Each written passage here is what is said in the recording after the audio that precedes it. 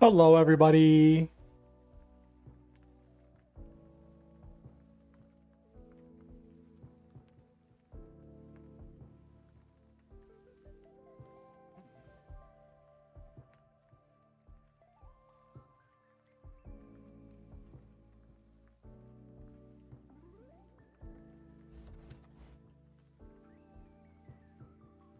Okay.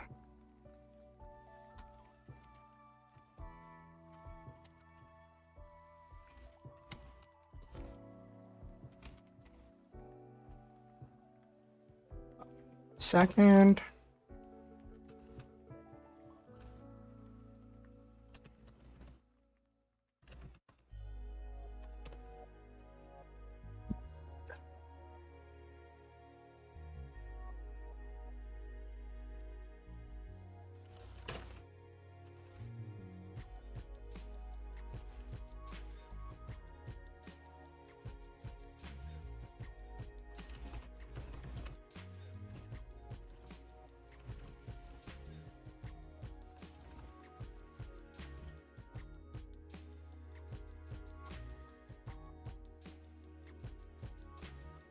Okay.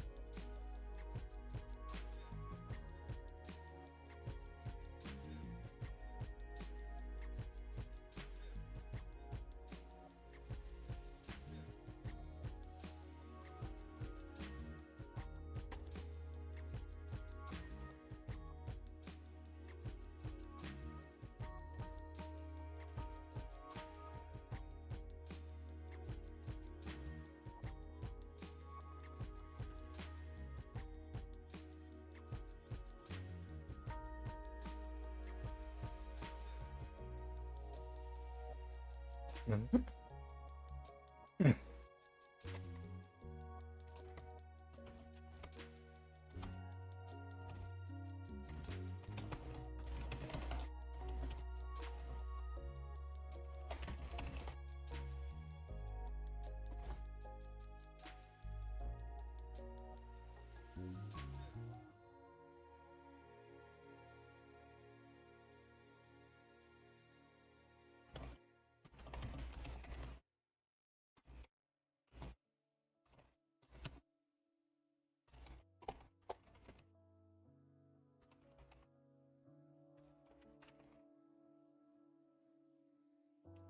Okay.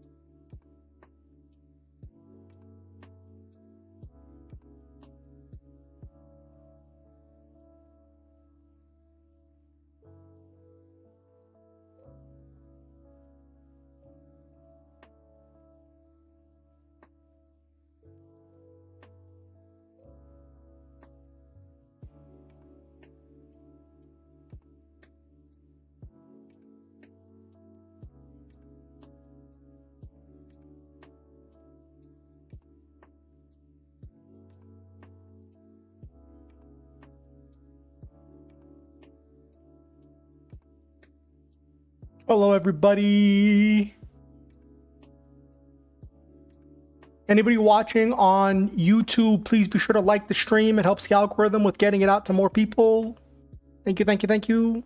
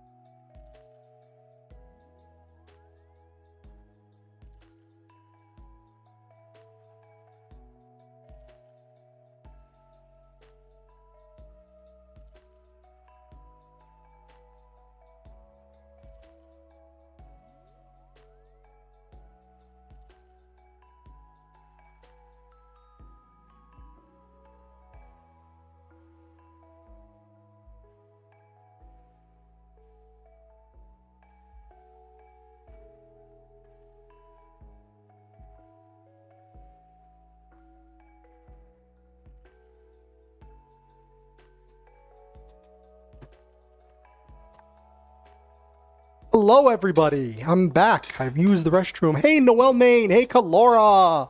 Good to see you. Yo Potato. Yo Potato. I believe that's Okusan. Thank you for the resub with Prime. Welcome to the Star Hunters, where we shoot through the stars, have wonderful adventures, live our dreams, and always stop to enjoy the memes. Thank you all. Thank you for the subscription. Yo Potato. It very much means the absolute world to me. Thank you very much. Let's get to the Just Chatting screen. Hey,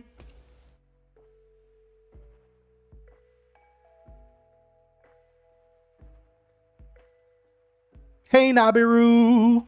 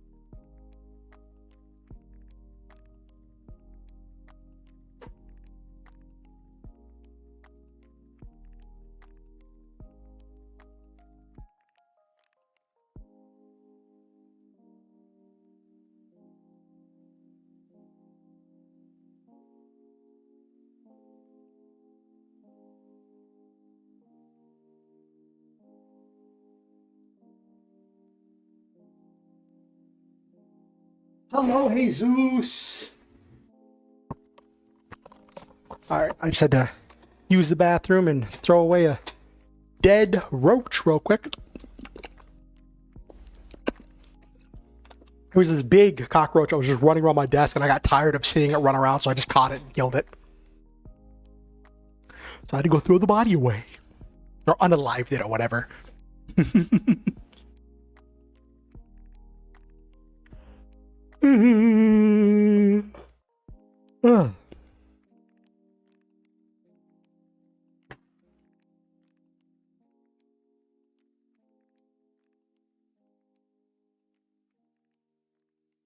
It was one of the bigger ones that just like, after you know how they move, they're not hard to catch.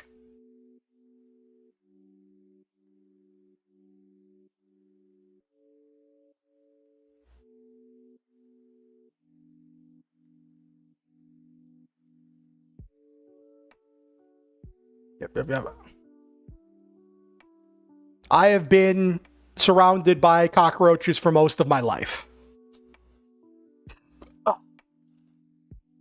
So,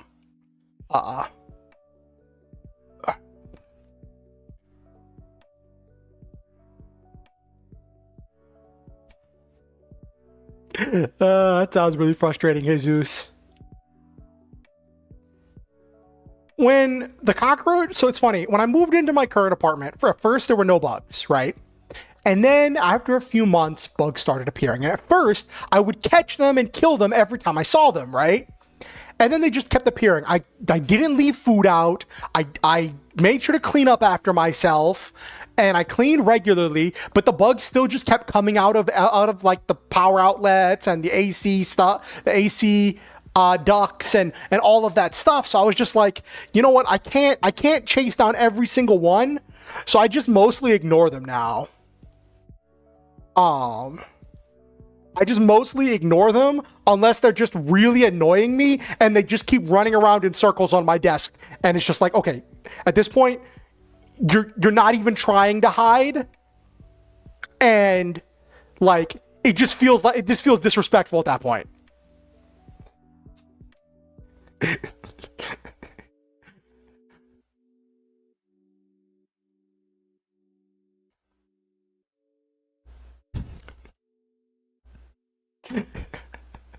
Yes, exactly, Jesus. When they're just like, they feel no, when you can tell the cockroach feels no fear, you're just like, okay, you're asking for it at that point. Yes, they're emoting. Yes, Noel Main, they're emoting. At that point, I'm just like, okay, all right, bud. All right, you had your chance. Time's up.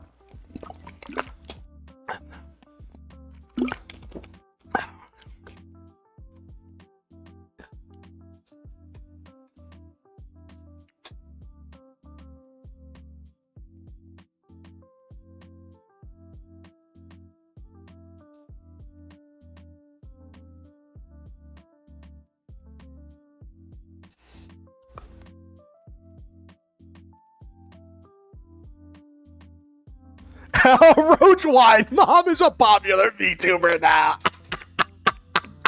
It's all Matora's fault.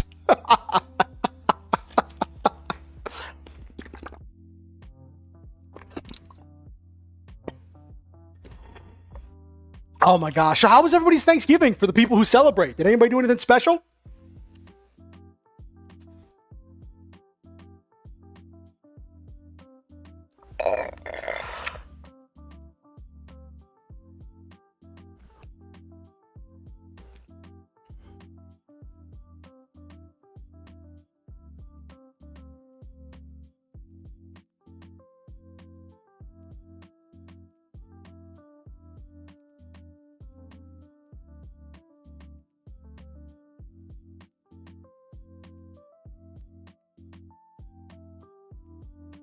Ate so much food. Oh, was it good food, Jesus? Was it good food? Oh, it was good for you, Kalora? Nice, nice. I didn't do anything on Thursday, but on Wednesday, I had a Thanksgiving luncheon with some of my friends in the area. And it was pretty nice.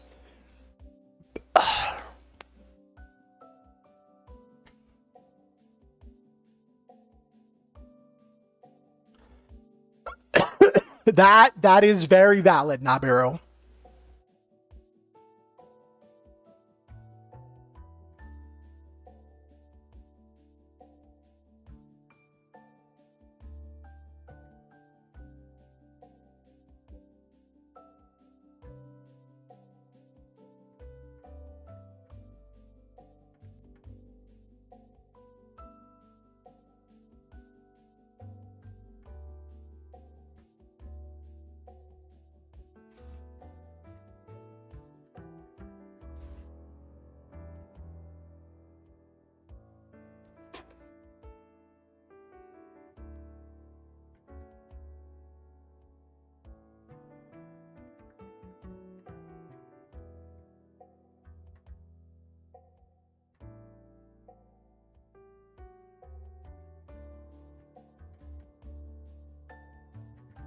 Oh my gosh.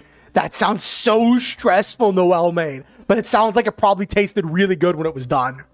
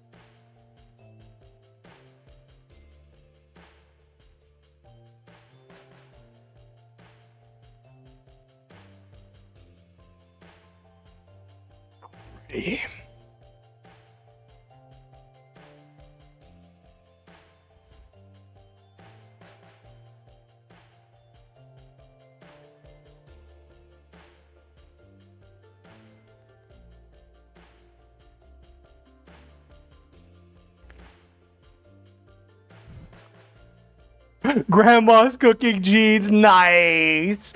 You got the power, Noel Main. You got the power. So I have been like listening to a bunch of stuff, like a lot of old, like say oldies, a lot of music from like my childhood recently. And I've been kind of in this groove where I've just been like stewing over a lot of ideas and stuff. And I started listening to ASMR, and not just regular ASMR, roleplay ASMR, where it's like an entire like audio drama scenario playing out, right? And I started listening to some of them, and I went through some of them, and I kind of just like was going through a bunch of them, and I really like a lot of like the kind of like romantic ones where it's like not like anything lewd, but like jealous girlfriend, or like roommate confesses feelings, or stuff like that. And I found one that was like princess is jealous that her knight has a date with someone else, and that got me thinking about this story idea that I'm still mulling over. I'm not exactly ready to share it. I was going to talk about it tonight, but I'm still like mulling over it, right? And I might talk about it on Monday. Oh, really, Jesus? Nice. But I really like the kind of medieval knight, princess, or queen ones. Because I think they're really interesting. Yeah, I think it's a really interesting dynamic.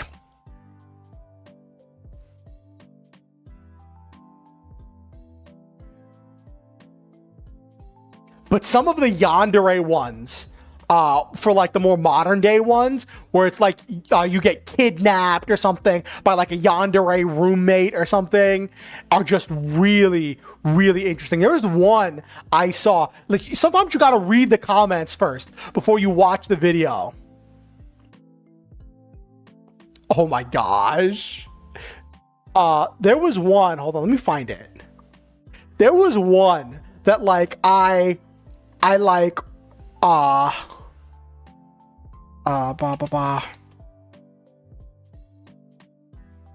where is it? Here we go. Radish ASMR does some interesting like kind of like horror themed ones. There was this one from 2 months ago, ASMR RP by Radish ASMR. Roommate is jealous you got hit on, I think. Yeah. And like it starts innocent enough, but then like it just starts going off the deep end, and it ends with like this surprise horror moment at the very end. And if you go down to the comments, they're like, why would you do that? Or someone's like, I forgot this was a Radish ASMR clip video. And it was like some Doki Doki Literature Club style stuff at the end there.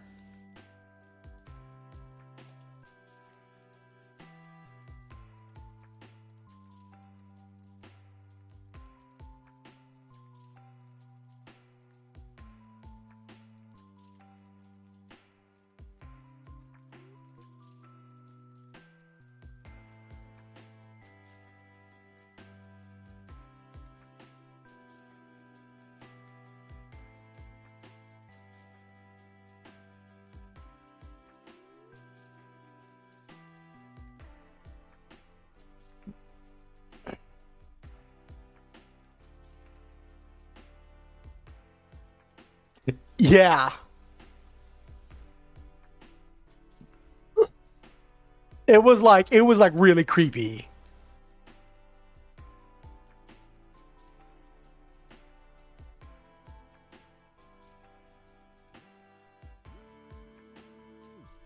Oh geez, yo potato. Oh, I'm sorry. I'm glad to have you. Are you at work right now, yo potato?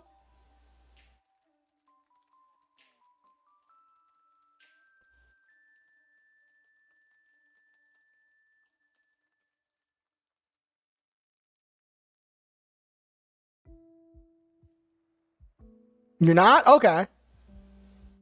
Do you work tonight, or you just like haven't left for work yet?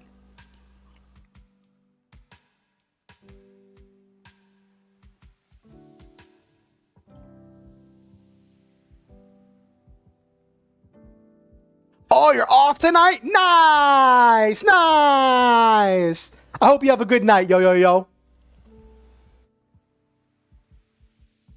Mm-hmm.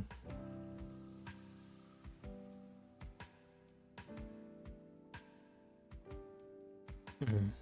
You deserve a night off after everything you've been through recently. Oh, goodness gravy.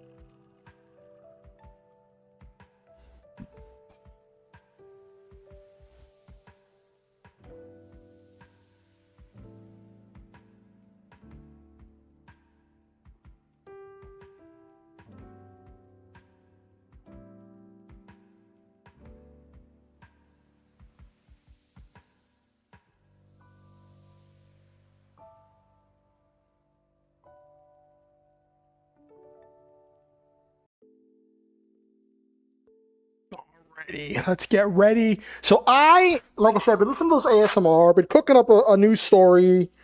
You know how it be. And oh my gosh. It's actually really funny. So like I stay up super late and then I sleep during the day. And I had a thing happen today where it was like, and it happened earlier this week too, where around like 2 p.m., like 1 or 2 p.m., I heard my downstairs neighbor start making all this noise, like banging on the floor and like being like, shut up, shut up, shut up. And I guess because I'm on the 3rd floor, so I guess like the 1st floor neighbor was like making noise or something, and they were just like getting angry. And like whenever I walk around, because I used to pace around a bunch, I've stopped doing that because, hey, LeMay, my downstairs neighbor would like bang on the ceiling and be like, and I was like, okay, I don't want to disturb you or whatever, right? So and my downstairs neighbor, like I heard them come out that door and start yelling down the stairs about like, stop that or whatever. And I'm like, yo, it's literally 1 p.m., like 1 or 2 p.m. Like, it's not like 1 a.m. Like, people are going to be doing stuff. Like,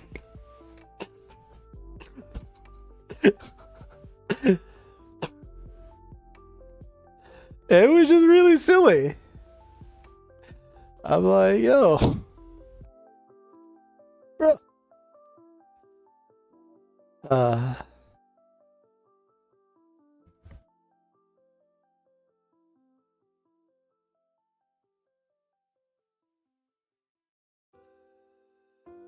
Okay.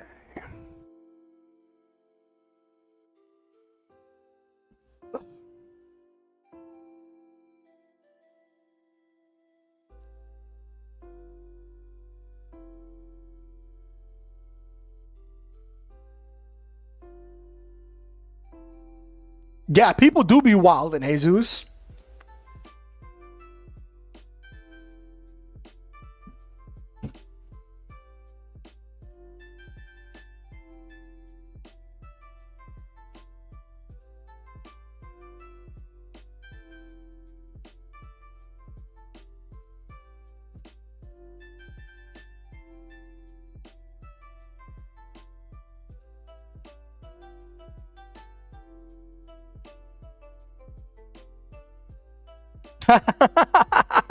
That is the thing to do, Jesus. Get while the getting's good.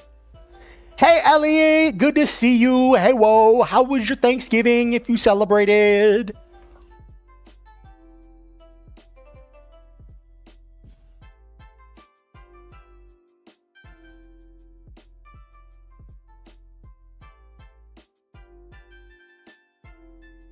You were so full? All right, that sounds fun, Elliot.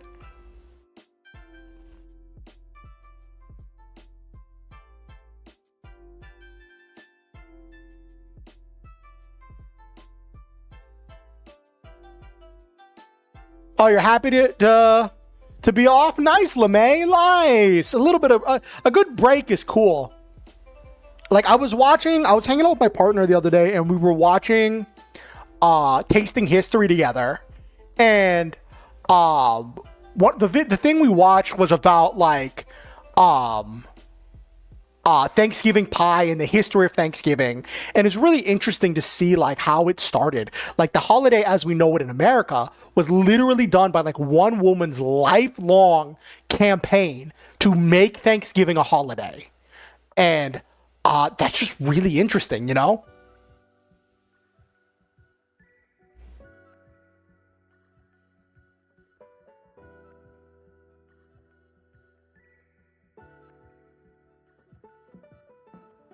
Oh my gosh, yo, potato. Yeah, it is wild, Jesus.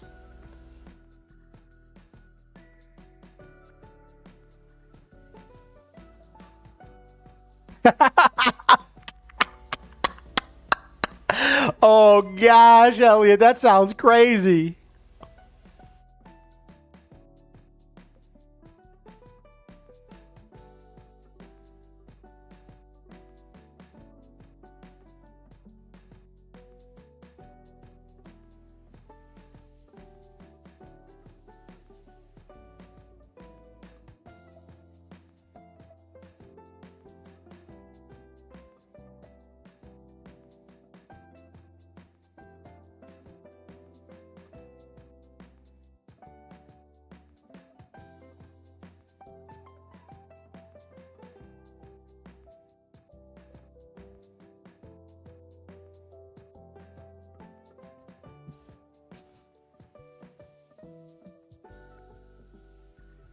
Counter Gino without the process? Oh my gosh.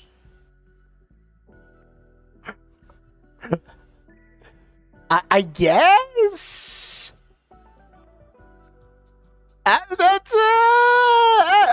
a sketchy one, Elliot. That's a sketchy one. I just bit my tongue.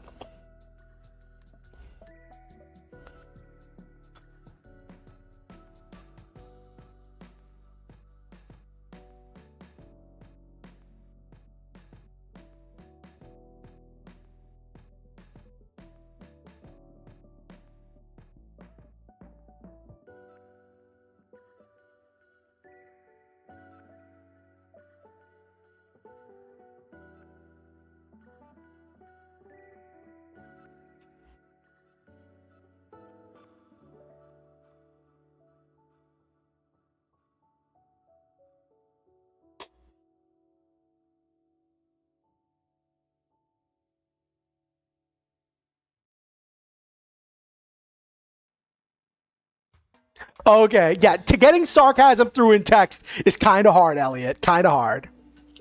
All right. I'm gonna go refill my water bottle, and then we're gonna get into tonight's writing. Okay. So I'll be right back. I'm gonna go refill my water bottle. Okay. Don't touch that dial.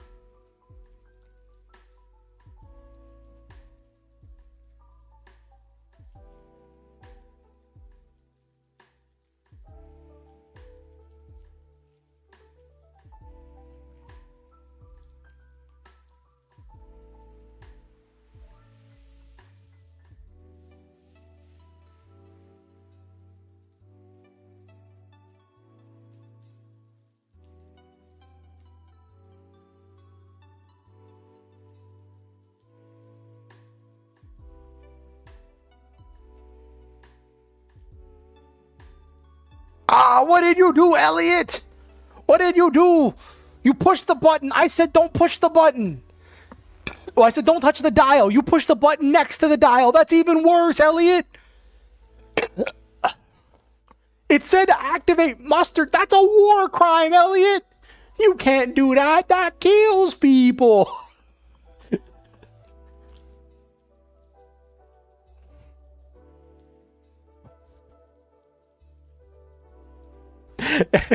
Hey, Jesus.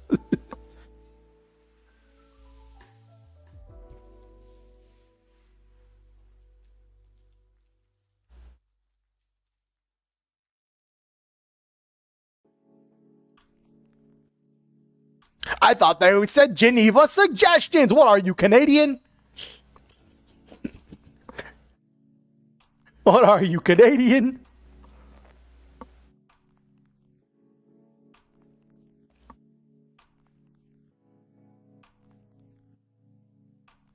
Anyway, if you're watching on YouTube, I ask that you like the stream.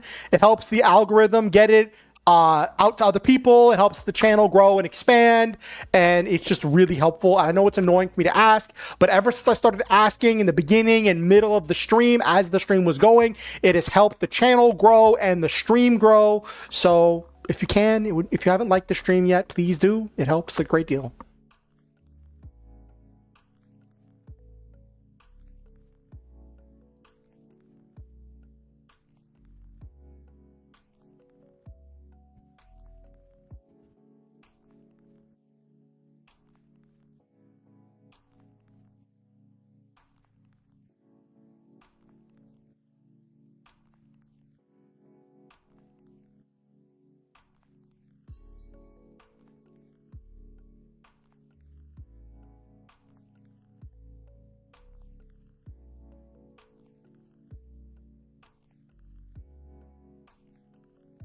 The Geneva bucket list. No! This is a bucket.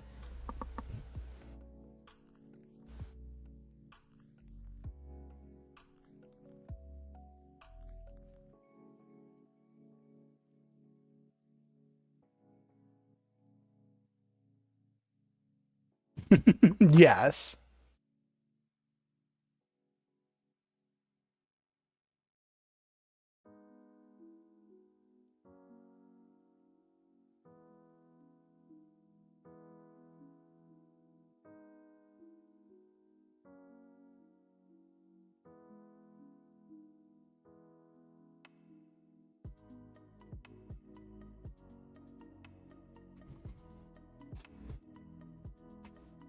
There's more? What do you mean there's more, Elliot?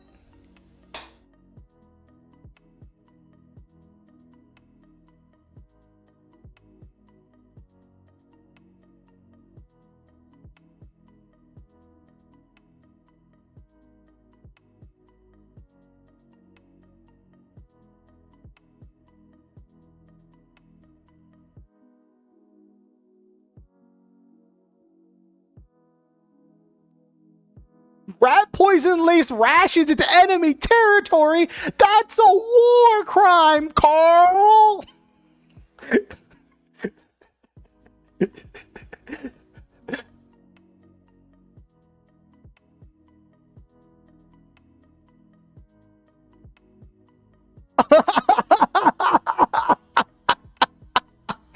I'd be like, nope, I'm almost done for the day, boss. No, not at the end of the day. Be like, listen, I just heard an elevator pitch and you need to get back to work. Like, that's a you problem, sir.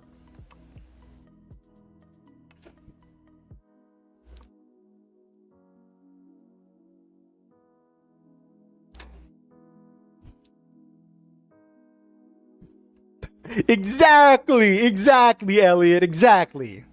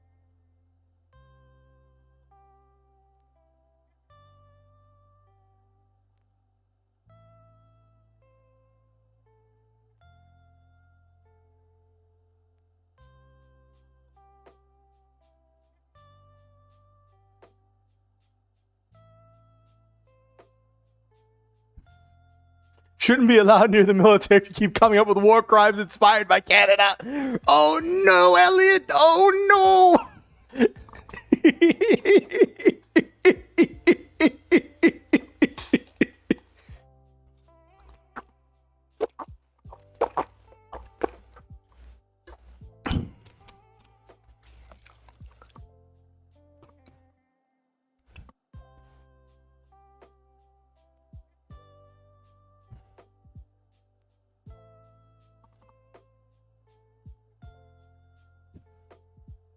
Oh, I hope you didn't hear that. I was drinking some water. Slurp. Oh, goodness.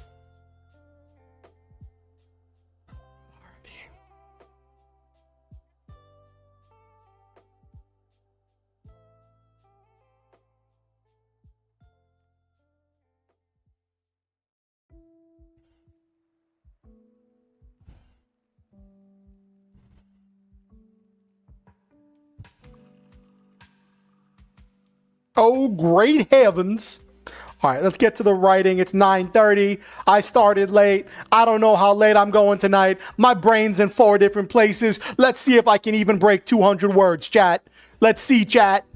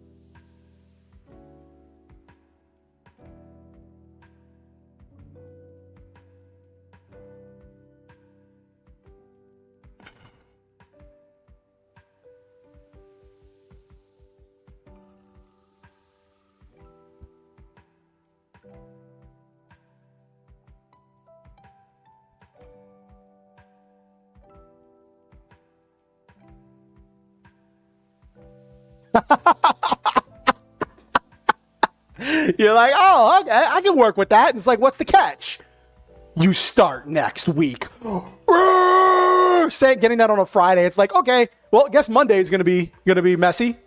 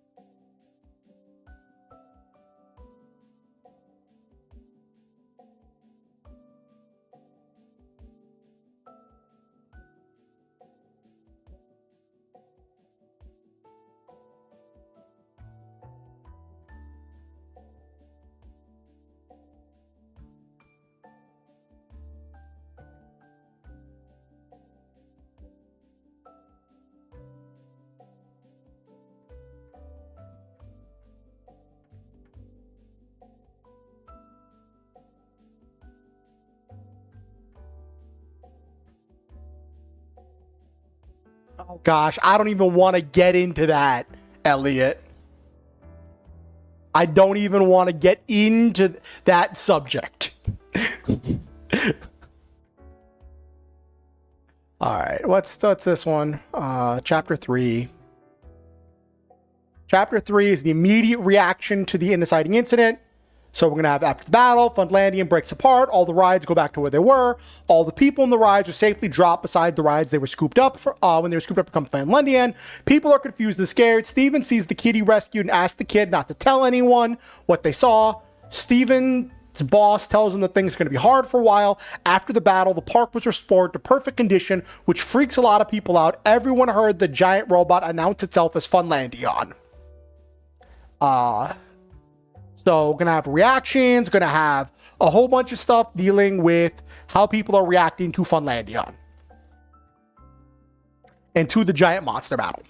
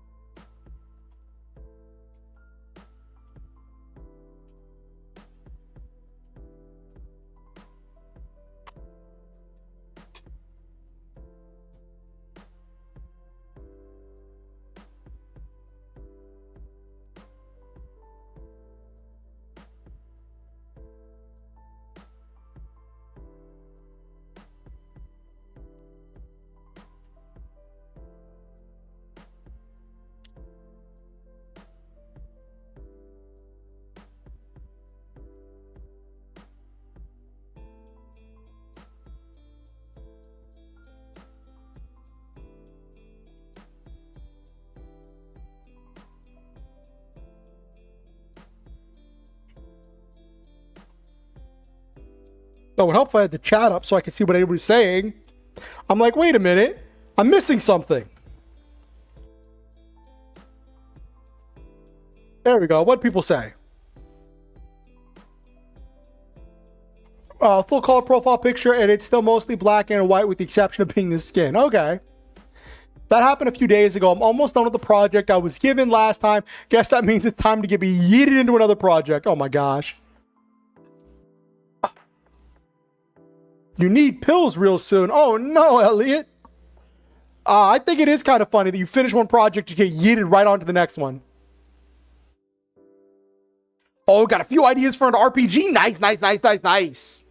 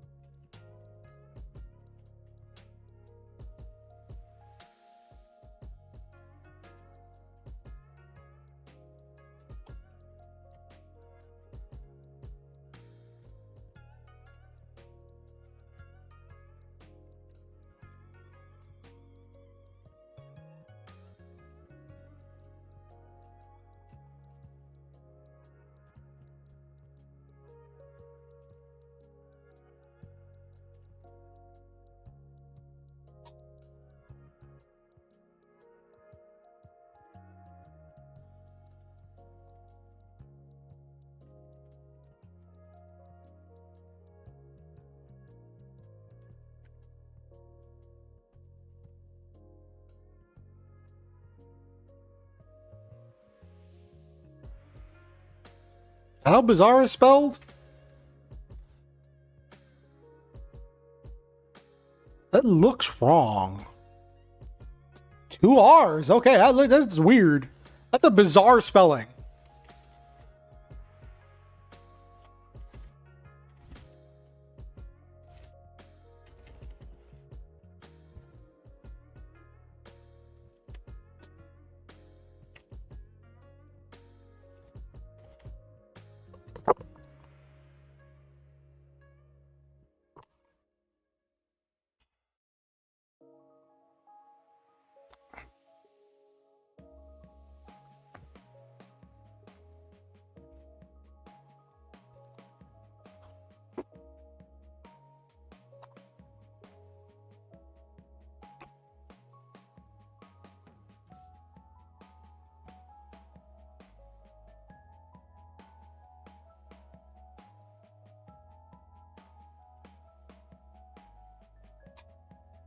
Welcome back, Noel Main. What was your RPG idea?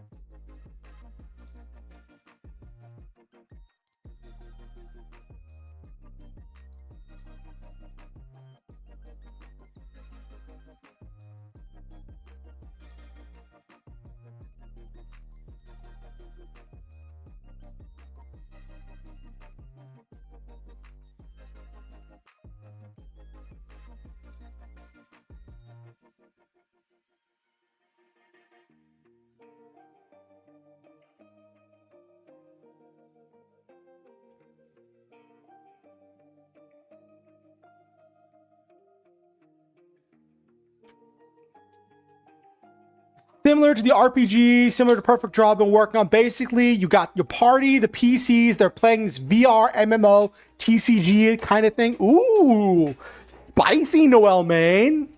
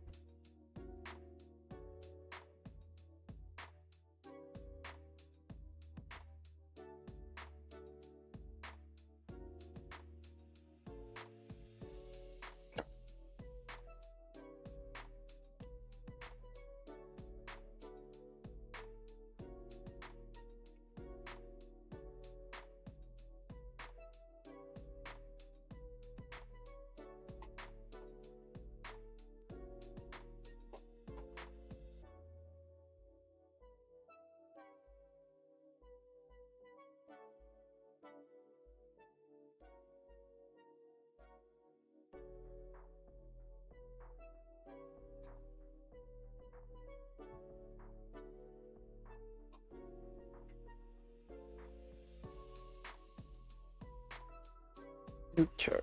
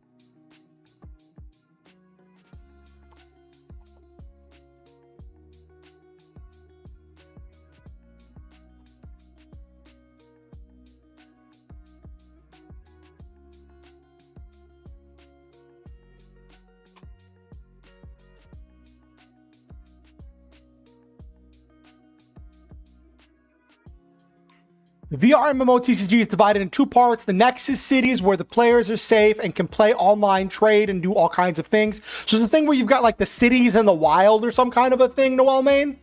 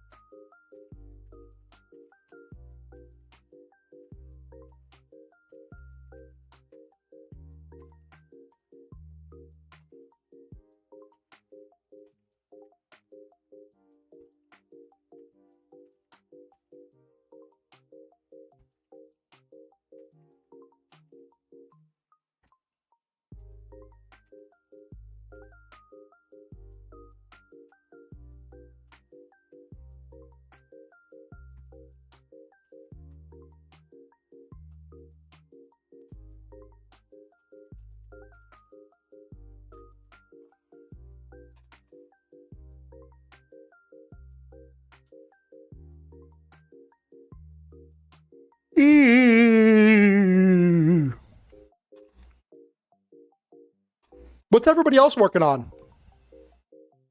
Other part are the wild worlds. There are these huge beasts, these huge areas where creatures, magic, and places of the TCG reside. Players go on quests to find these creatures and other resources there. Ooh, do they capture the creatures and turn them into cards or something?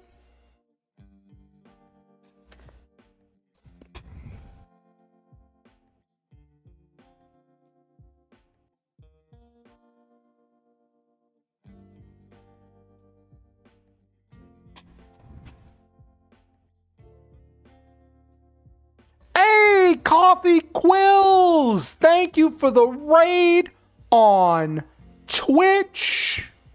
More coffee. Good to see you. How was your stream?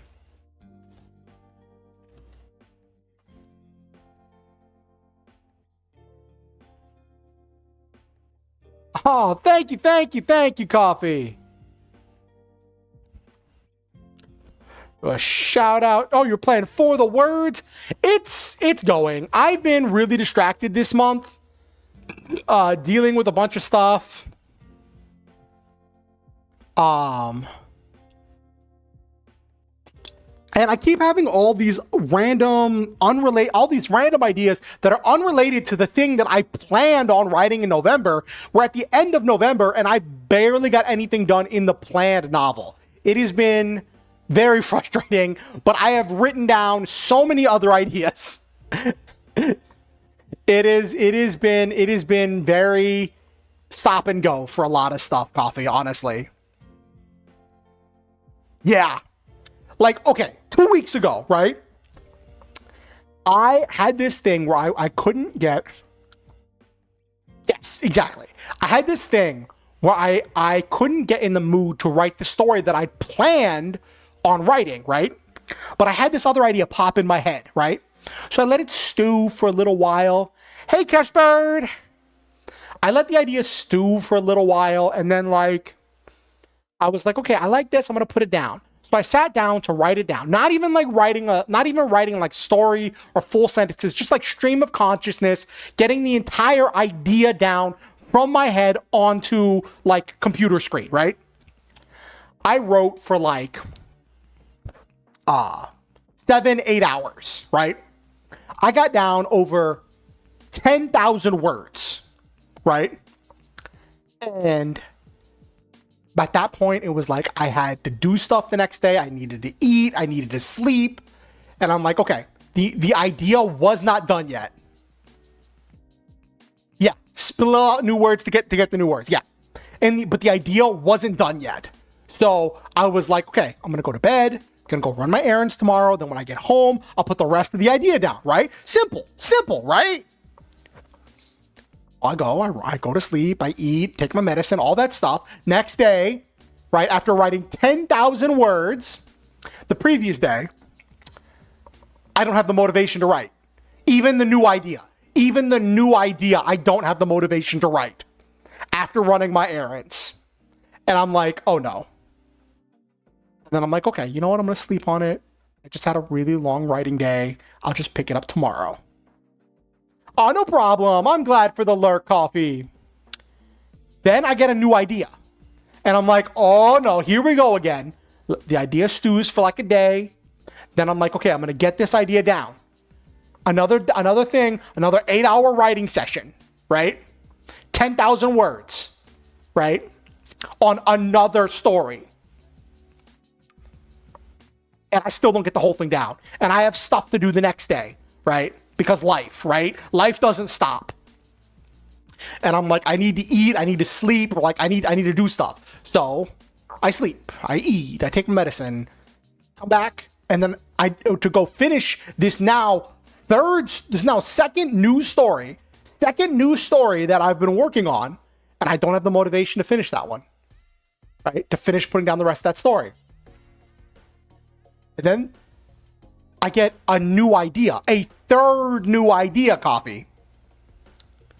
And I stew on it. I let it sit. I let it rumble in my head.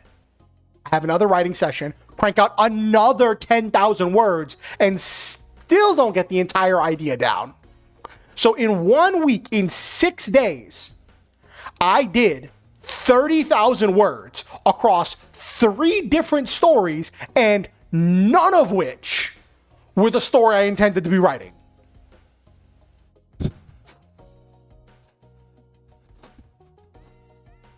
And I'll tell you right now, ain't that a mood? like that's just been me all month. That has just been me all month.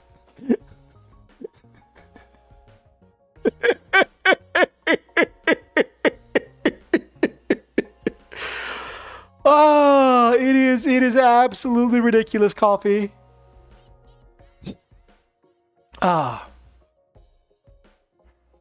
Kinda, basically each player has this deck box that can capture the creatures in blank cards, but the creature's data is recorded into the card. You don't physically get the stuff you capture. Oh, that goes with the whole MMO thing, right? Okay, all right. I see what you're putting down. I see what you're putting down.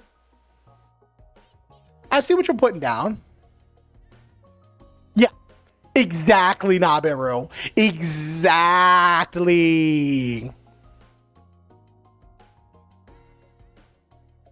It is so ridiculous. It is so silly and so ridiculous.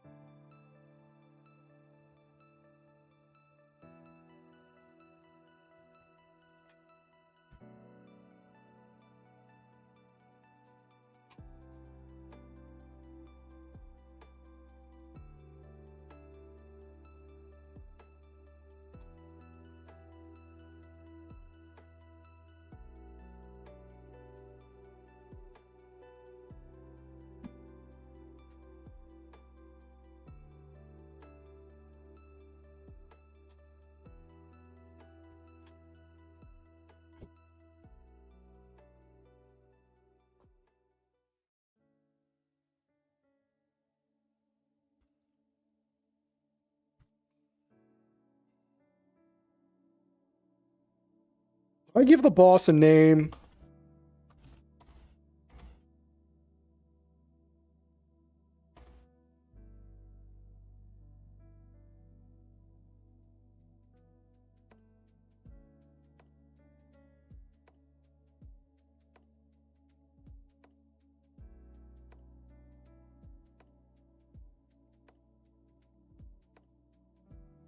Did I... Wait, hold up.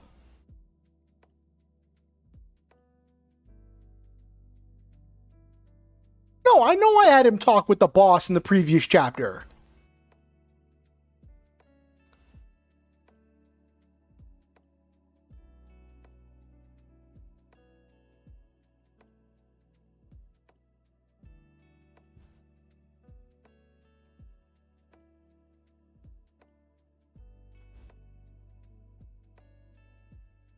Mr. H is what I called him.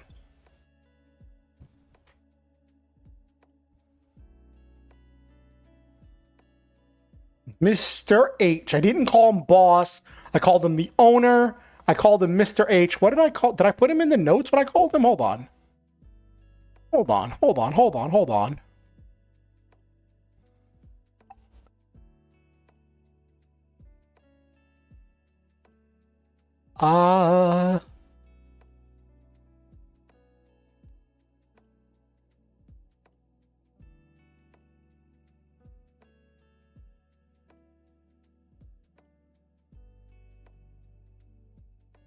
Did I? Hold on. Let me check my outline. Oh my gosh. This is why I need to like stay focused.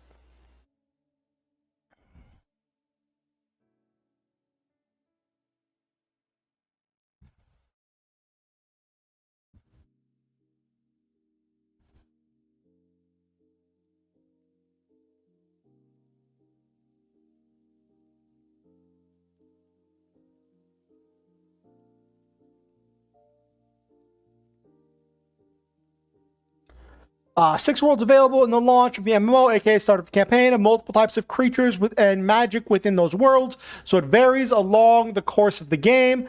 Like a creature can be a dragon type with the fire attribute, but if interact with it later on, he might have a new ability because he learned to use wind powers. Ooh, gaining new attributes is really cool.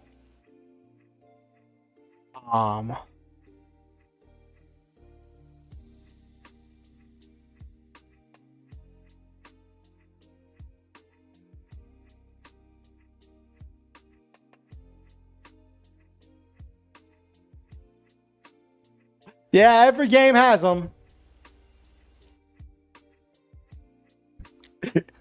I heard that like WotC released a thing where they were like, listen, people, these broken things like the peasant cannon do not work.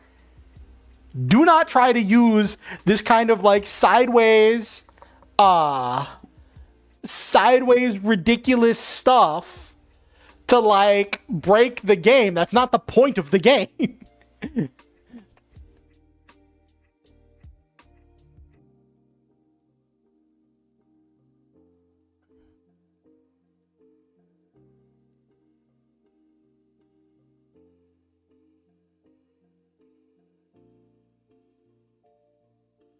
Okay.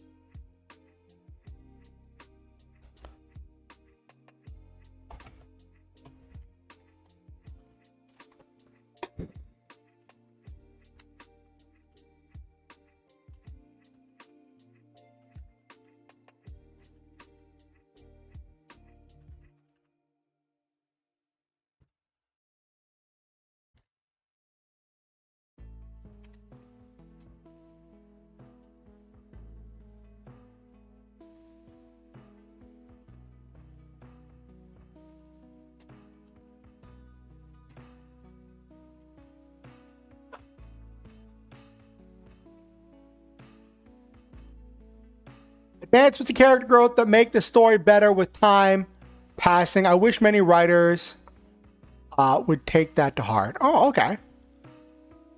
Hey, Mystery Mochi, welcome in. Thank you for the follow. Welcome to the Star Hunters, where we shoot to the stars, have wonderful adventures, live our dreams, and always stop to enjoy the memes. Thank you for the follow. Goricorn Party Fleets. Welcome to the Star Hunters, where we shoot to the stars, have wonderful adventures, live our dreams, and always stop to enjoy the memes. Welcome aboard. Hope you have fun. I hope you had fun at Coffee Stream. It is great to see you, and I am glad to have all of you here.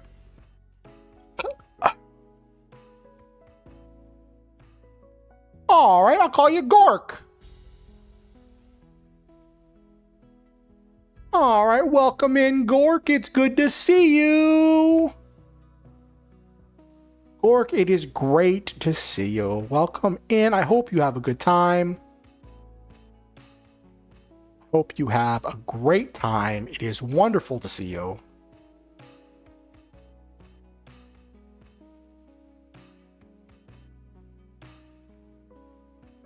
Did everyone have a great Thanksgiving?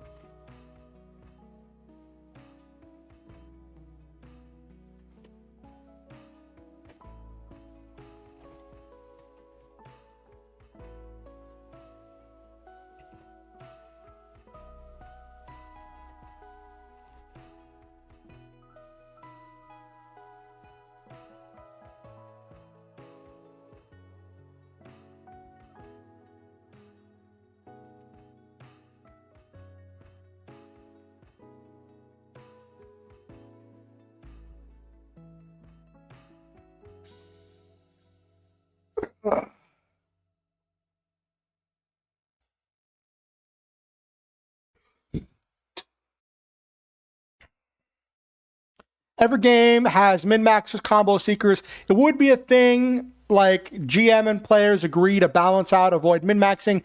It's near impossible to balance out every single thing that the players do in the game. Yeah, that's definitely true. So, like, it's weird because, like,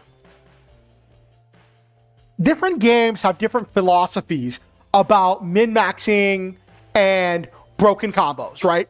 In D&D, it's a thing that some players really like to do, but is generally frowned upon in regular play. Yeah, that's also true, Nabiru, right? And like, and Alice, I would say maybe somewhere like, hello Alice, hello Gork, Alice, I would say if you wanted to sell a PS5, I'd say maybe like, I don't know, eBay? Do people still sell stuff on eBay? I don't know. I don't deal in that at all. I am not a console guy, so I don't know how any of that stuff works. But Gork, it's a thing where like it's kind of like if the game master is like, well, it all depends on what type of game you're looking for, Gork. Because the game master needs to have fun too.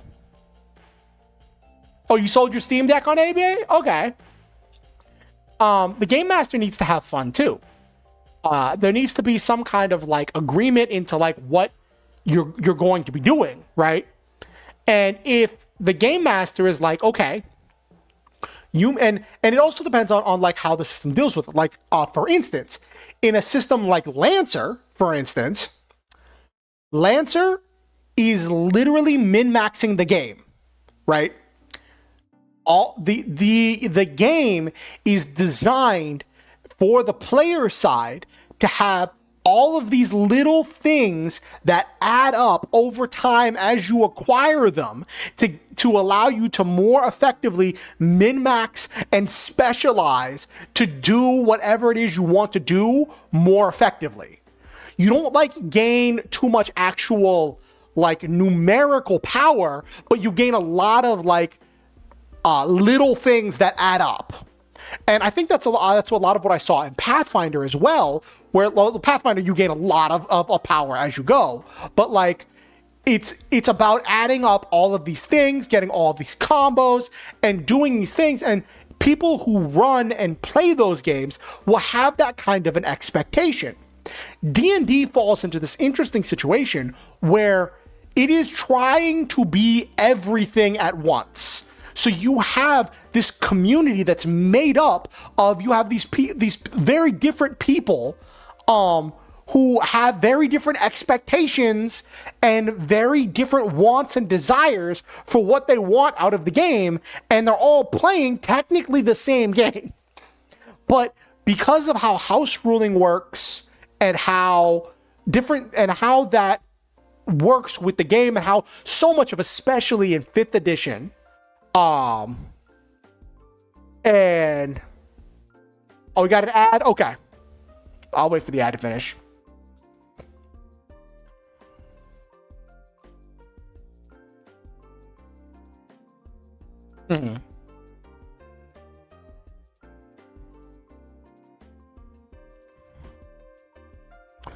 So monster adapting means no one can truly min-max. The monsters could counter your specialization, so you still have to struggle a bit. Oh, that could be interesting. While this ad is running, I'm going to use the bathroom. I will be right back. Just going to stretch my legs, use the bathroom, okay?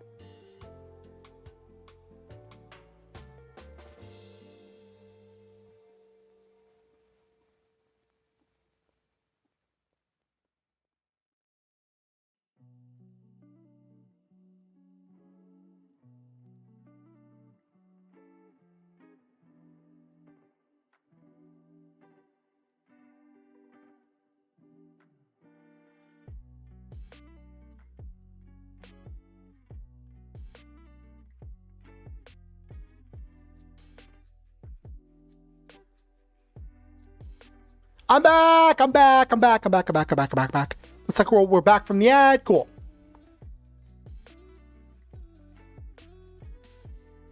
But imagine this. You have a creature. Let's imagine a knight, for example. It starts with 2 numeric values, attack, defense, plus ability. As he would adapt, the GM can say how it adapted, or you roll die on the table to see what happened, or to it and what bonus change you got. That's cool. Imagine a slime on your next encounter, learn dark magic. It suddenly seals away your best spells or causes a gravity increase on your weapons. Oh my gosh. You just randomly get a broken slime that just becomes a recurring villain. Just shows up, and it like anytime it gets below a certain amount of health, it retreats. So then it's just every time it shows up, it's mutated slightly and got some new ability. Just the haunted slime. Oh my gosh, that sounds so horrific. How many words have we gotten? It's coming up on 10:30. How am I feeling? I have not really been in a good mood for writing. That's not the word I want. That's not the button I wanted. We got 527 words. All right. How long was tonight's stream? I have not been streaming very much. I have just been kind of, with the holidays and with everything, I've just been so distracted this month.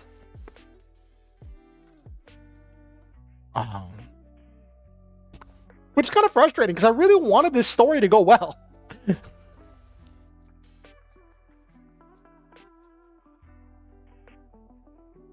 Their hate and vengeance created this recurring slime villain. Dun-dun-dun. You know what that reminds me of?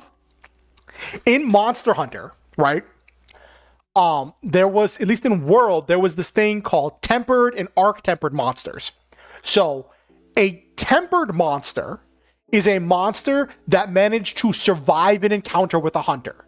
So normally, if a monster hunter is fighting a monster, that means it's some kind of aberration or some kind of a thing that is unusual and is destabilizing nature. So the hunters need to go deal with it. So it's already unusually strong, unusually aggressive, and like very potent. A tempered monster is one that is one of those unusually strong, unusually potent monsters that has escaped a hunter, and through recovering from its wounds has become stronger, gained new techniques, and is using different attack patterns, right? And then an arc-tempered monster, I believe, is supposed to be a monster that has survived multiple encounters with hunters, where it has carted multiple hunters successfully and gotten away. And it has become like the most powerful, the pinnacle, with like,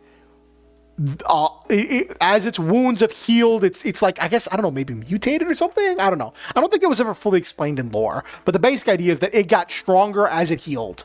Saiyan style or something, right? So that idea of like, slimes, the beginner enemy, doing that, like, you have your players fighting a group of slimes, right? And one of the slimes gets injured but runs away. And the players are like, ooh, that's one thing we don't have to deal with. Then a little bit later, the slime comes back, but it's mutated. They're stronger, but so is the slime. This time, the slime is bringing out new techniques like Labaru was talking about. They get the slime down, but then the slime retreats and everyone's like, oh, that was weird. Slime using new techniques. Then they get a little stronger, but this time the slime's gotten even stronger itself. Slime shows up again and again and again, traumatizing the players. Now they fear slimes. Oh my gosh. Oh my goodness, gravy.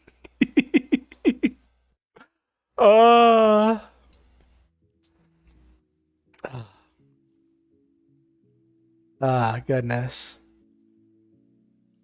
But yeah, what I was saying, Gork, was that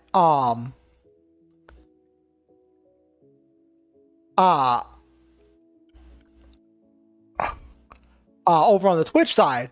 The thing was that, whatchamacallit, with D&D, because it's a game that tries to, especially 5th edition, tries to be everything for all people. And so much of it is left up to the game master to house rule or to interpret how they see fit. It allows it to be interpreted in a variety of different ways. And even though everyone's technically playing the same game, there is a huge difference between what happens at one table versus what happens at another table. And how rules are interpreted, what's allowed, what's not allowed, and it's very different. And like, you see that in some games, like especially in superhero games and games that are like using a point buy kind of system where like, you don't have a class, you build your character based on a certain number of points or something. There's always like this thing, like especially like they talked about it in Mutants and Masterminds, right?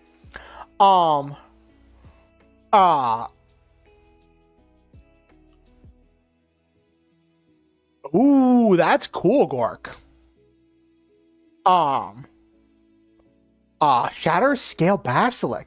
Each scale of a different color has a different effect when shattered, causing different statuses.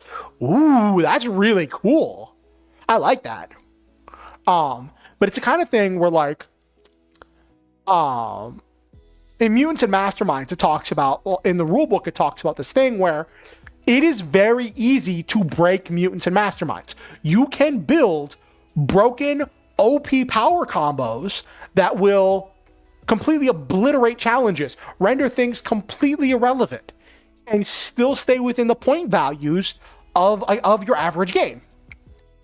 You just will take some very like specific or unique weaknesses to make things cost less in order to like make things stronger. And there has to be this agreement between the player and the game master of like what you're going for, of like what it is that you're going for in your game. And that's one of the things that kind of frustrated me a little bit with games like Mutants and Masterminds, was that like, unlike games like Lancer or games like D&D, in Mutants and Masterminds, you have the game master has to review everyone's character sheet every time they add a new ability, and make sure that everything is within expected rules. What that led to in my Mutants and Masterminds games was when everybody leveled up, I would have to work with them, and they would tell me what they want, and I would work on interpreting how that would fit in my world and in the game in order to give them what they want without breaking the game, right?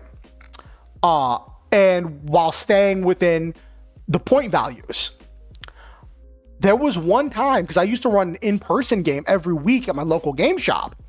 There was one time after a level up, I've told this story before, but it's really intense.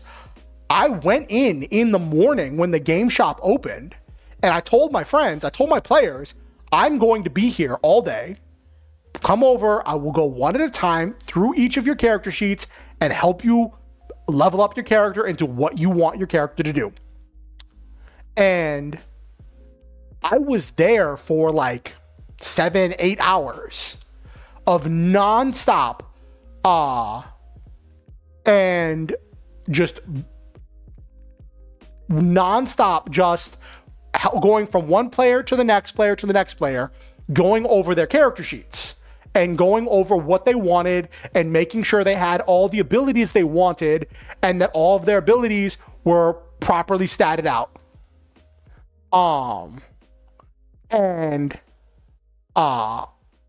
It's a lot of work, especially when you have like newer players or players who aren't as familiar with that kind of stuff.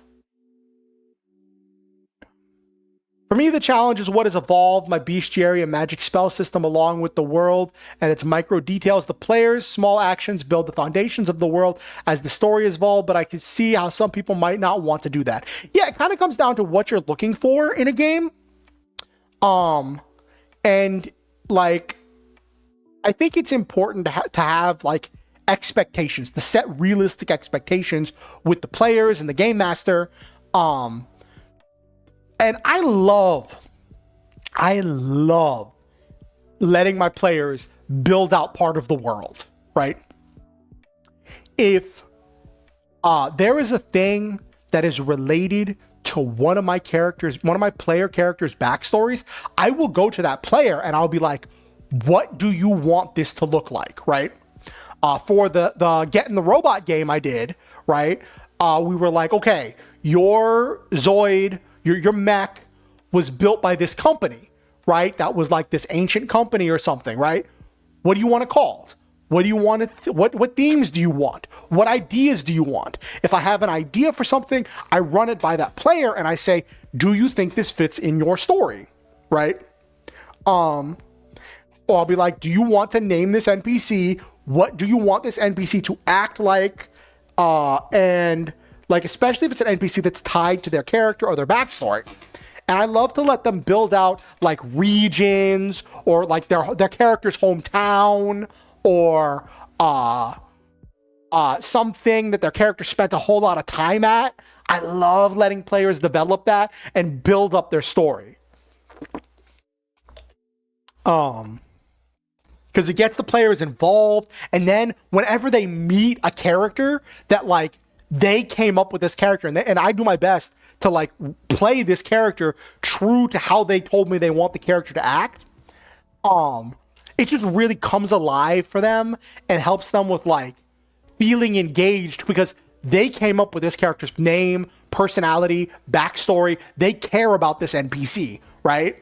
Whether it's an enemy or a rival or a friend or a family member, and like they are very interested to interact with this NPC and to like do this stuff. And I think that kind of excitement really pulls players into the game and makes them care about the game world.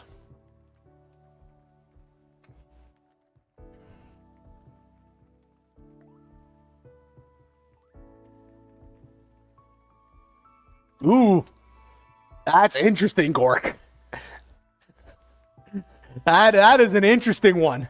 That definitely is an interesting one, Gork.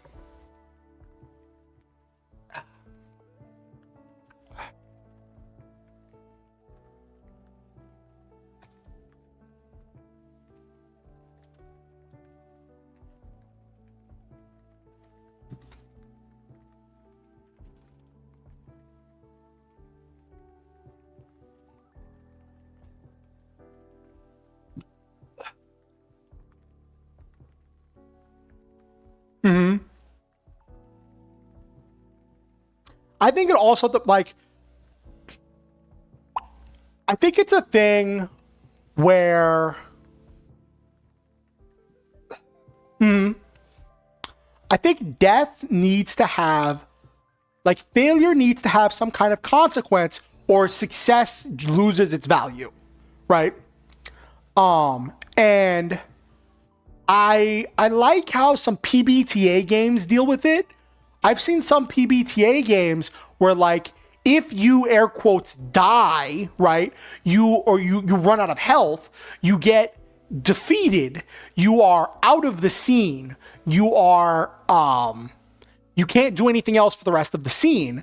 And then you have to decide, does your character die? Does your character retire? Or do they stay or do they survive? And if your character survives, what changes about them? What is it about this experience that has changed them? Some games, some PBTA games will have like you shift one stat up and one stat down, or something like that to represent this change. Also, not a PBTA game, but Candela Obscura, the one by Darrington Press, had this interesting thing that like as you took injuries, right? If you took up to a certain number of injuries, you would take what's called a scar, and then your health would refill. And the scar you would have some narrative thing about like some part of your character would change, and you would move one stat up and another stat down to represent how this near-death experience affected your character. And then if you got a certain number of scars, you actually like went down and you were like dead, or forcibly retired. But that's an interesting thing, Gork, with like, if you die, you lose stat points, and then like as the world gets stronger, you have to deal with the fact that like you might be getting weaker. That's a really interesting one, Gork.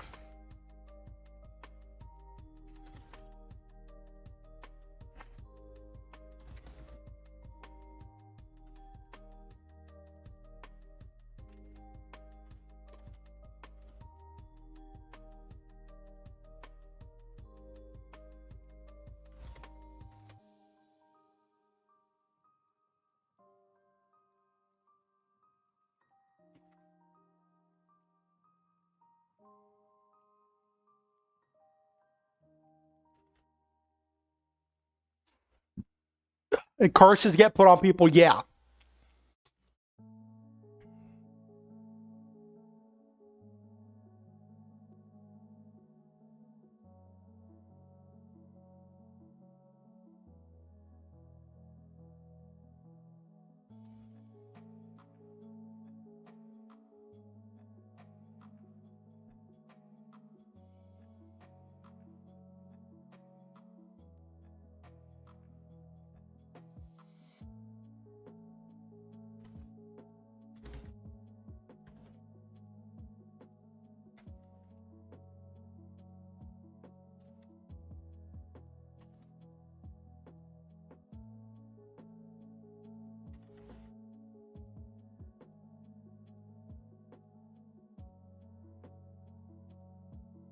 Oh my gosh.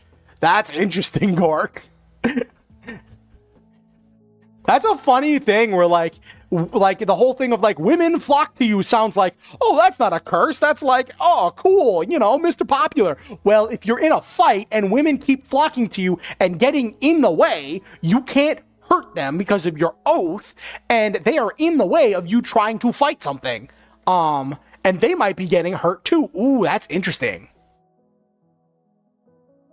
Noel Main on YouTube says, okay, I wrote down some stuff. So basically, I got a sheet for the balance. First, costs and resources in the TCG that are used to play with cards. Second, clan world restrictions, can't mix them. Ooh. Ooh. So does anybody remember? This is funny. Does anybody remember old school Vanguard? Old school Vanguard, when you could mix clans because there wasn't enough cards out to consistently make decks that were all one clan. And then you had some of the boss monsters that had the Lord keyword that I think said they can't attack if you have other clans on the field or something, right? What was that? Let me look that up.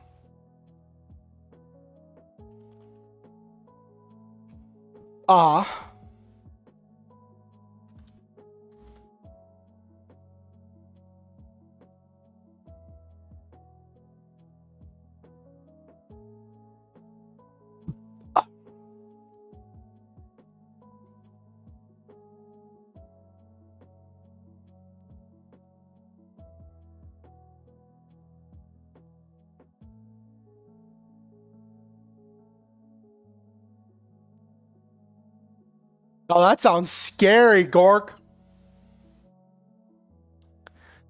Unit with Lord is unable to attack if you have another unit that does not share clan with the Lord. Yeah.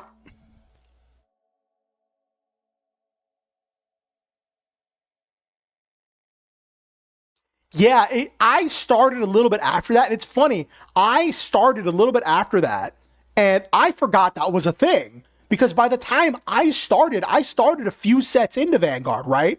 And like it was very capable and normal to be running mono clan decks at that time. And like I was talking to someone and I'm like, it's weird that like with like I remember when they changed the rules in the tournaments to say that your deck needed to be mono clan except for Majesty Lord Blaster decks. And I was like, hasn't that always been a thing? And one of my friends was like, no. And it reminded me, I remember in the anime that happened because the one dude who played all grade 3s, I think it was like Morikawa? No. I feel like it was Morikawa.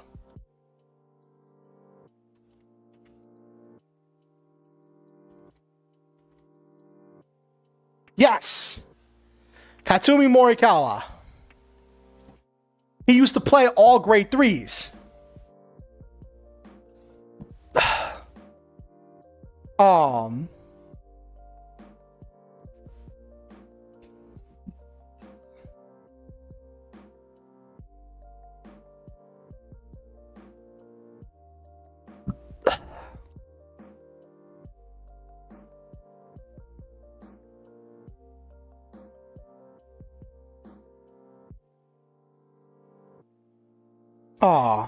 It's really funny that after all these years, I still remember Morikawa's name. That's funny.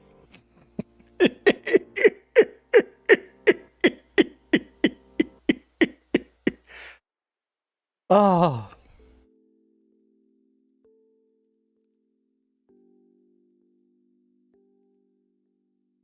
But like, it was a wild time back then. And we had the Majesty Lord Blaster era. I was explaining to my partner about like how nuts the jump in the Vanguard anime from season 1 to season 2 was, right? At the end of season 1, I think it was season 1. Yeah, at the end of season 1, Aichi has the Majesty Lord Blaster deck. He has come to accept the light and the dark parts of himself, the creative and the destructive parts of himself, not as one being evil and one being good, but as two parts of himself. He's become a self-actualized and fully realized individual through all of this hard work and difficulty and loss and defeat that he has overcome to grow as a person. And that is all perfectly represented in the cards in his deck that are his friends and a representation of his soul. And then at the start of season 2, they're gone. And it's a completely new deck with cards he doesn't recognize in a clan he's never heard of. His avatar, who Blaster Blade, is gone. And when he talks to all of his friends and is like, what happened? Where's my cards? And they're like, what do you mean? You've always played Gold Paladin. Your avatar is Blonde Ezel. And he's like, what? No, what's a Blonde Ezel? And like, it was such a thing for him, but like, he never gave up hope, right? And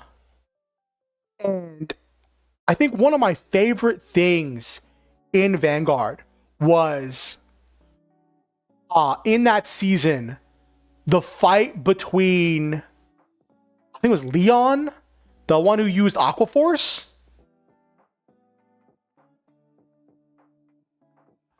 On.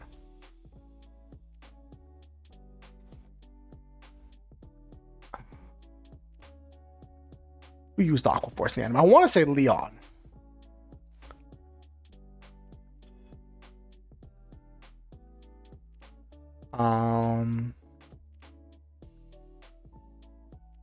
Leon and the twins. Okay. Yeah, Leon.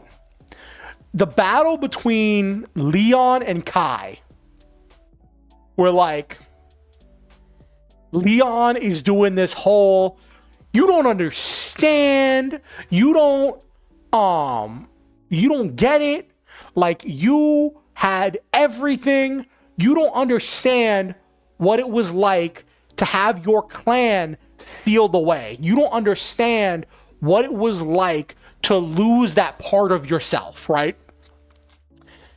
And you can't judge me for what I did to get my clan back because you've never been in my position. And Kai was just like, I can judge you because I do know someone who went through exactly what you went through because you put him through it. I watched Aichi struggle with that exact same situation, and at no point did Aichi even consider sacrificing another clan to save his own.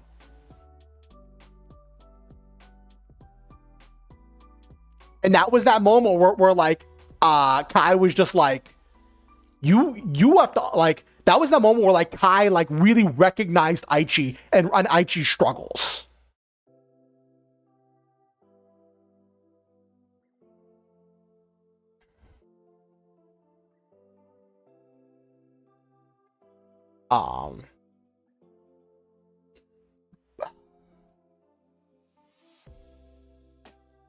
Which that was cool.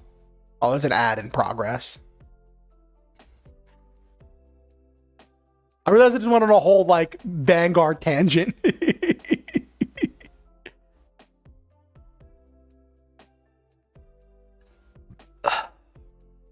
Oh, you have to show me something from the D era? I don't know. I don't know if I can get behind it without Aichi. I still have to go back and watch the V era. I still got to go back and watch V.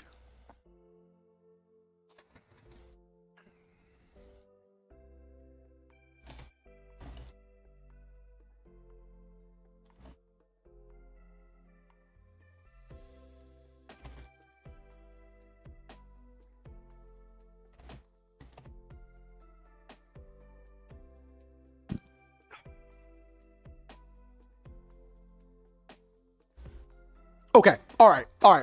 Nabiru. You're talking about Kai being the main character, right? So, like, hear me out. There is a theory.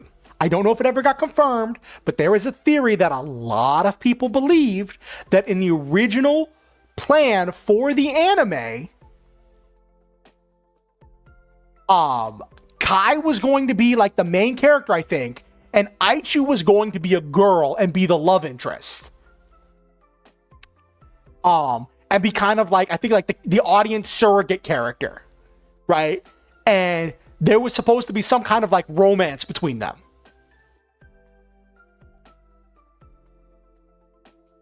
Right? And there's this theory that like they made Aichi the main character and they changed Aichi's gender because they wanted a male main character, but they just left in all of that romantic subtext between Aichi and Kai.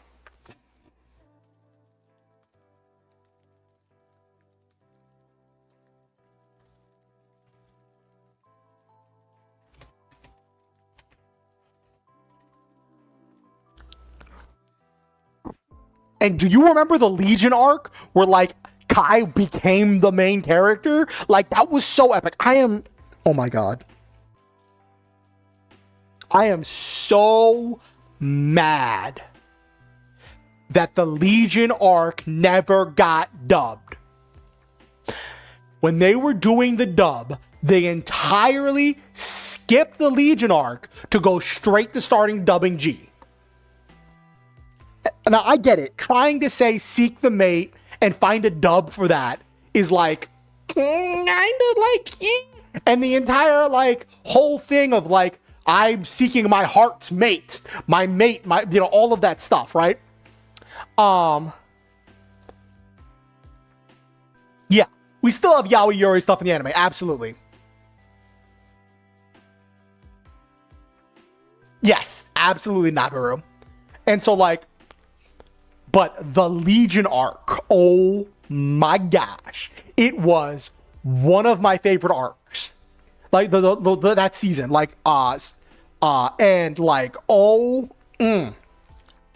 my gosh, the intense vibes, the brutality, the absolute brutality of those battles. I don't know if any of you remember that, but it was like when they fought the main villains, right? They fought in these like reality marbles, and like every time they took damage, their bodies physically took damage, and like they kept losing. There was one point when like you see all of them bandaged up and injured, and they're just like, what are we gonna do? Like, we are getting our butts kicked.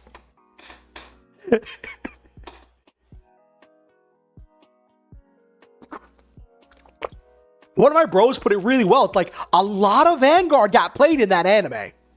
Like, in the Legion series, a lot of really great Vanguard got played. And oh my gosh. Like, and the ending, not the ending theme, but the way that season ended was, so good. Right? Because like, you had all of these seasons building up this whole thing of like the Void being this ultimate evil, and then revealing the agents of the Void being the Link Joker, and they were like this ultimate villain, right? And then you find out that like, because the whole thing before was like, if you lose to someone who has Link Joker in them, you become reversed and get Link Joker in you, right? And then it gets revealed that whenever the final person was defeated by Aichi, the seed of Link Joker entered Aichi, and Aichi did this whole like heroic sacrifice, but he knew his friends wouldn't let him do it, so he recruited these absolute strangers and were like, you have to defend me, I'm going to go into a sleep on the moon.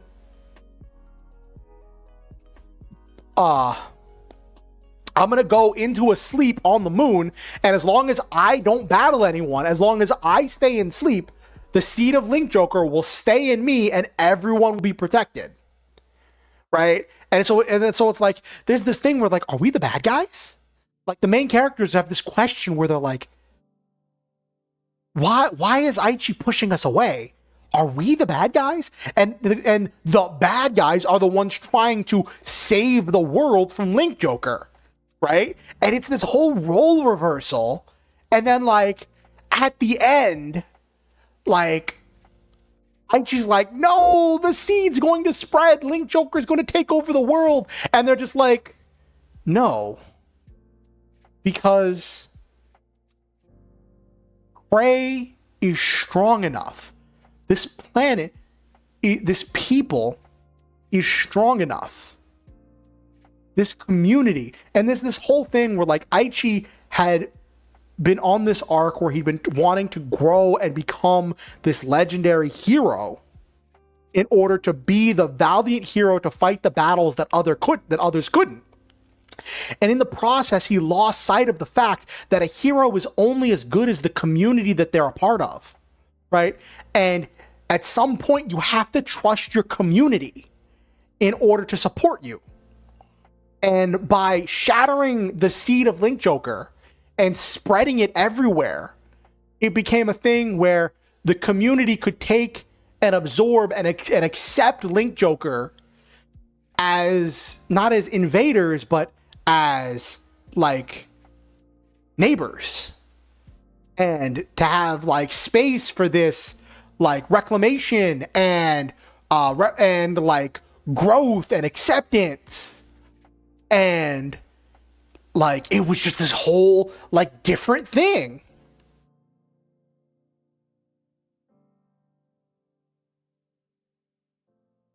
I wouldn't go that far, Gork. I think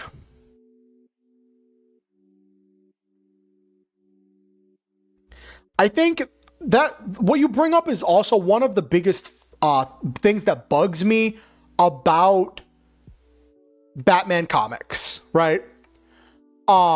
Because Batman as a hero doesn't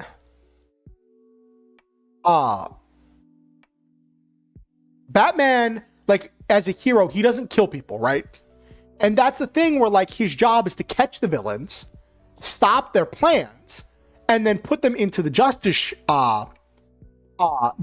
system, and like put faith in the justice system to deal with them, right? But what happens is there's so much corruption going on that they keep escaping, or something keeps happening.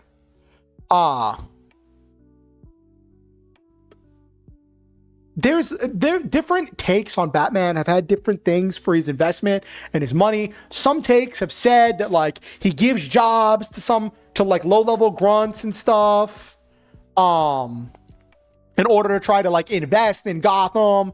And some versions are like he's doing all of these like good rich people things of investing in all of this stuff, but like it's still not enough. And the thing is, like, Gotham can never get better because then there's no comic, then there's no story, right? And in order for there to be a continued story of Batman, right, and to keep having these recurring villains, because did you know originally they were going to have new villains coming out every time, but then like the Joker was going to be a one-off villain, but then somebody said, hey, let's have him escape. And then people liked him, and people liked him coming back. And they said, what if we keep having these villains coming back, right? And so then instead of creating lots of new characters, they have this rotating cast of characters that keep escaping, and the plot device of them escaping is that they get in Arkham, Arkham's corrupt or whatever, and nothing can get fixed for plot purposes, right? And Batman isn't doing anything truly villainous by not killing them, right? It's like, that's not his thing to be doing, right? It's a fact that, like, for plot purposes, nothing can actually get fixed. Which frustrates me very much.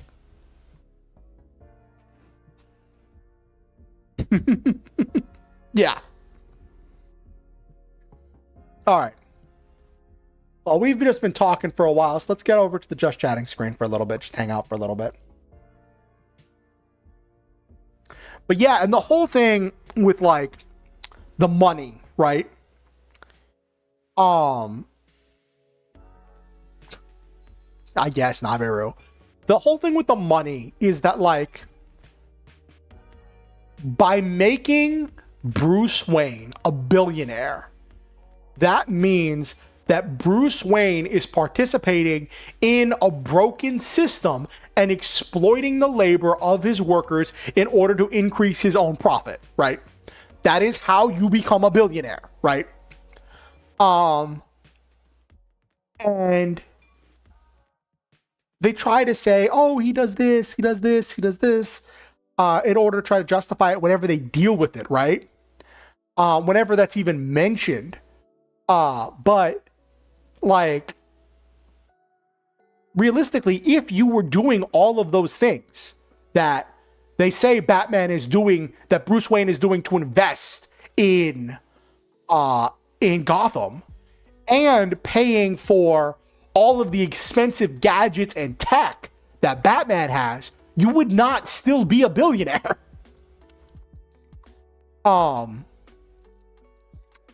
And like,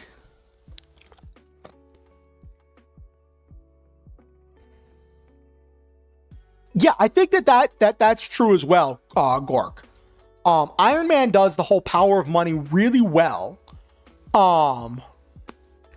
and does feel more human because he doesn't have this like superhuman will, and like a lot of the feats that Iron Man has done feel more believable because his tech just seems like a little bit more grounded, right? And it's a thing where like Iron Man is like an inventor, like Tony Stark is an inventor, he's an engineer, whereas like Batman is a detective, right? And there's all this stuff about this super intelligence and super martial arts ability and like all of that.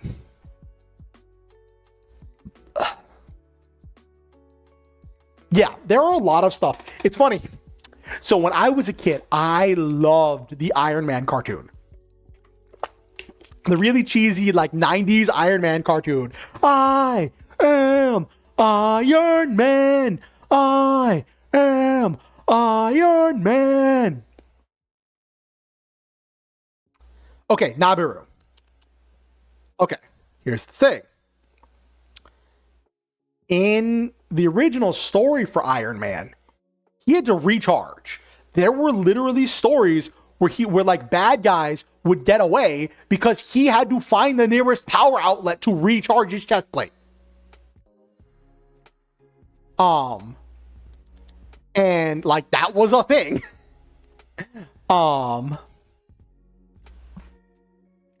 It's just a cool little thing just showing you. Okay, cool. I'll take a look at it later, Noel, man. But like, so like that's a thing that like, I loved the Iron Man comics when I was a kid. Not the comics, the cartoon. I loved it. And I loved all the tech and all of that stuff. And I was really interested in all of that stuff. And when I graduated, when I was a senior in high school and I was deciding what I wanted to do for college, I didn't know what I wanted to do. Like I was interested in music. I was interested in some history stuff. I loved like doing like some writing things a little bit then. And I loved computer stuff. And my mom was like, you really like a lot of this tech stuff. Why don't you go into like engineering and like make like technology and like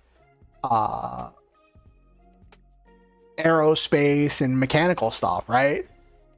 And I was like, sure, okay. So yes, my mother literally convinced me to pick my major because of an interest that I got because of the Iron Man 90s cartoon. That did not go well. That did not go well at all. I learned very quickly that I enjoy writing about technology more than I enjoy creating technology.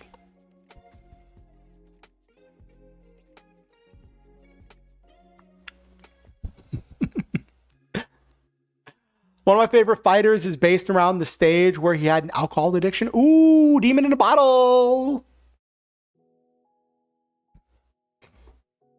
That was such an interesting one. That was such an interesting arc. That was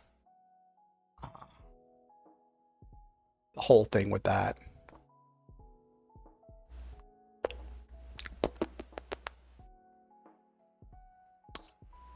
Yeah, that was a very spicy one. And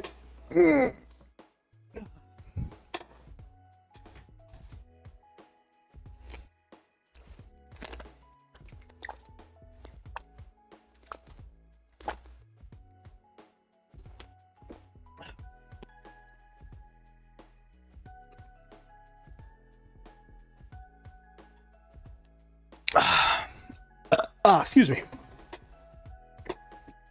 Yeah, that was a very interesting one. I liked the Silver Centurion armor. That was one of my favorites.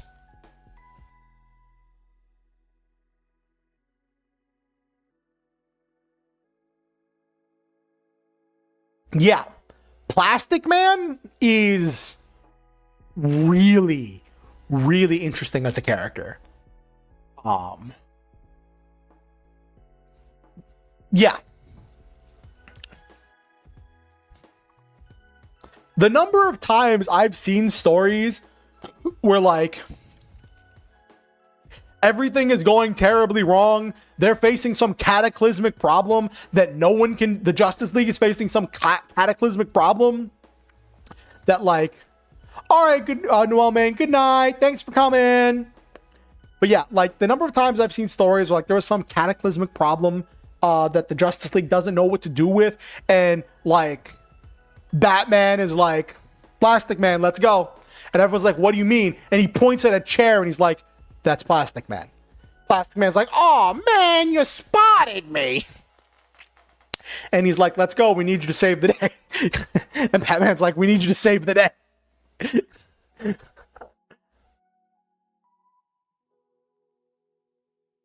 It's really funny.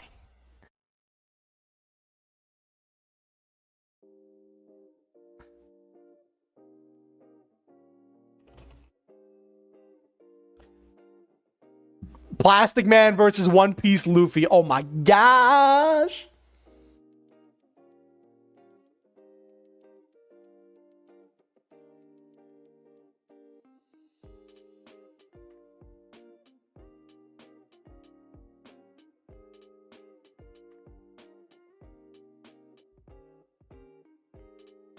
Hey, Forever. Oh, you haven't seen that scenario happen? It's really funny, Gork.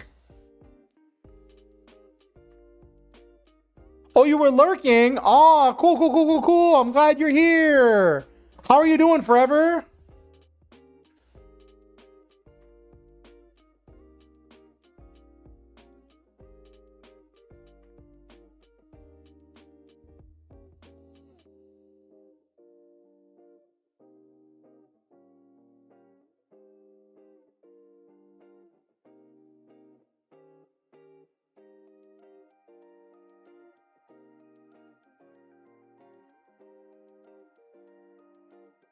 Oh, what's wrong, Forever?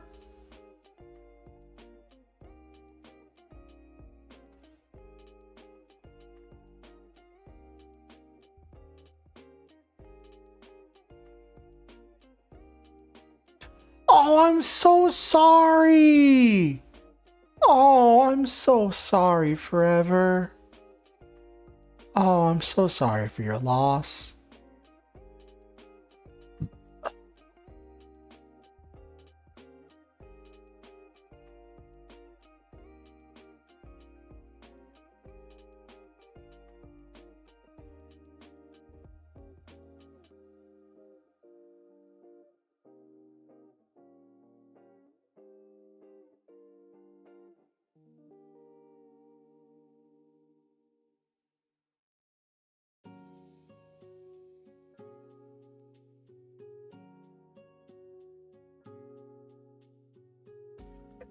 Ah.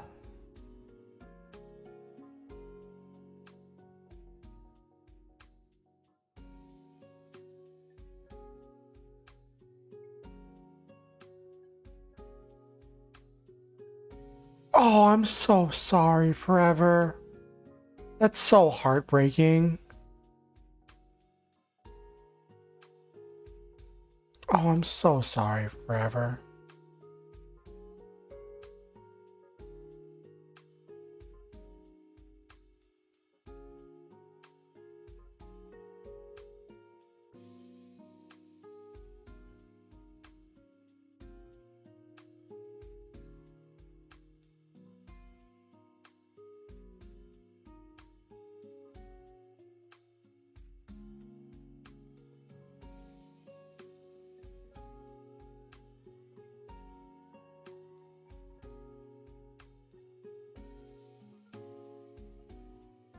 Ugh.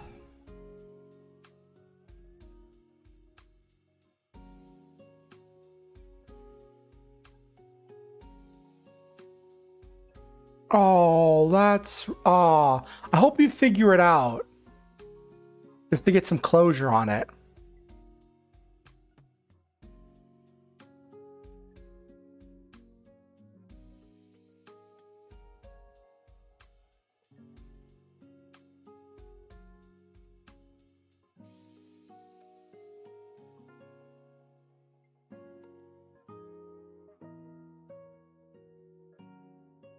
Hmm.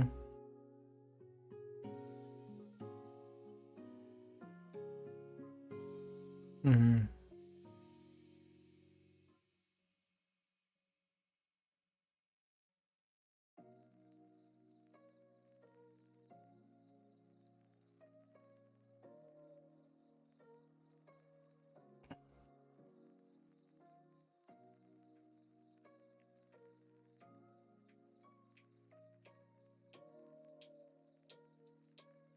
Hmm. That's a thought, Nabiru.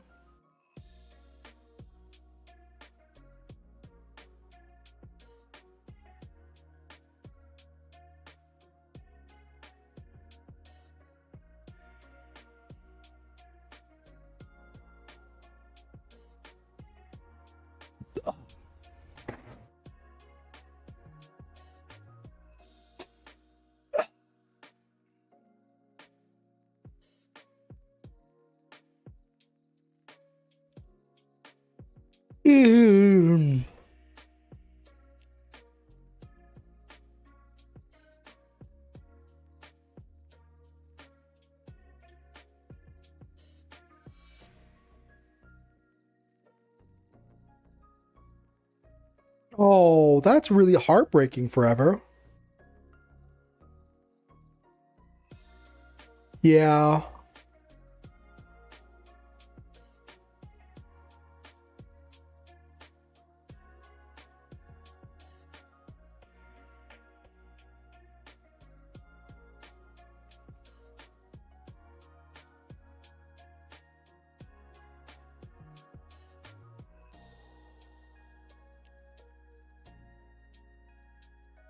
All right.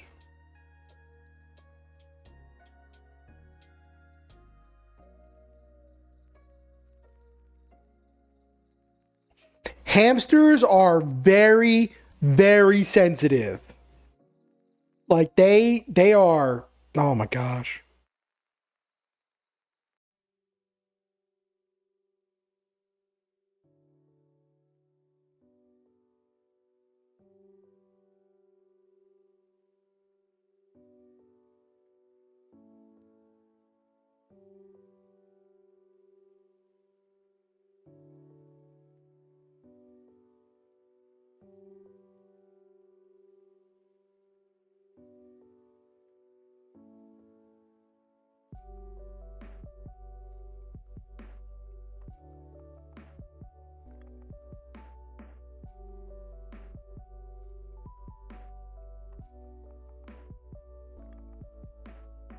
Alrighty.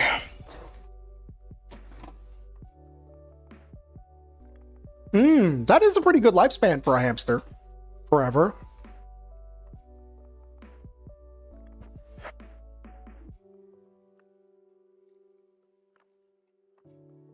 Mm-hmm. Well, I hope you figure out and get some closure. I'm sorry for your loss. My heart goes out to you. And I hope you take some time to take care of yourself and do what you need to do, okay? Losing anyone can be heartbreaking. Especially a loss like that.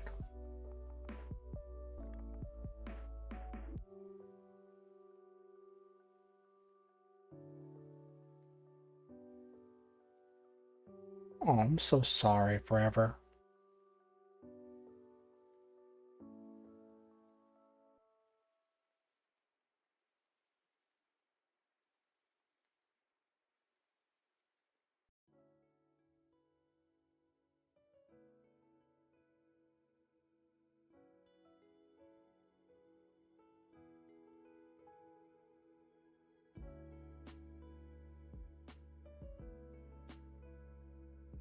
Ah. Oh, what's your fun news? No, it's no problem sharing what you're going through forever. I always want people to be able to share what's going on. It's all right forever.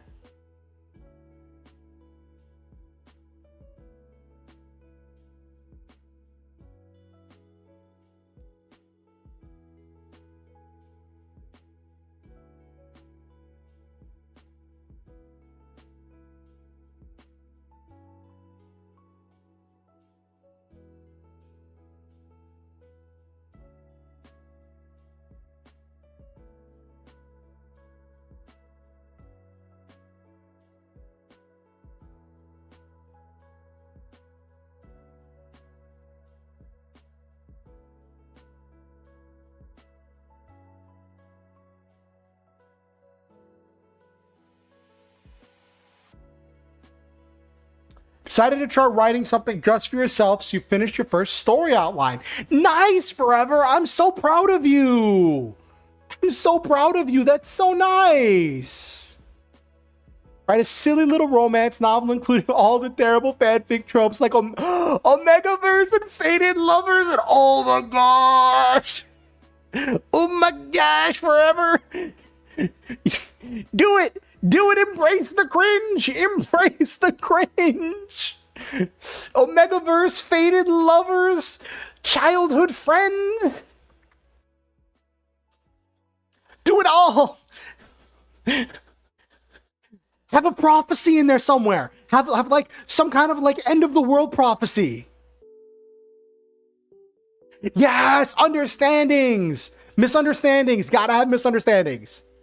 Gotta have, oh my gosh, what's that thing where like one person is like in one room talking to someone else and the other person is like outside the door and only hears half the conversation and makes and like completely misunderstands their point.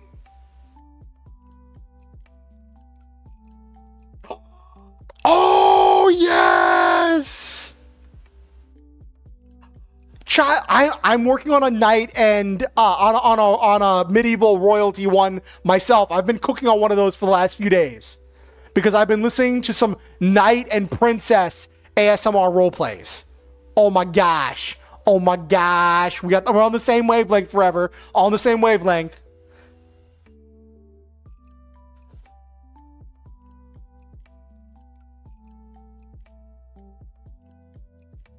That's for a different couple? Okay, all right.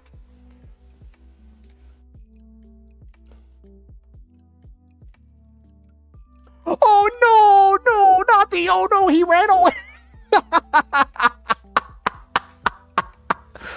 Oh. Got a mystery to solve. I get you, LeMay. I get you.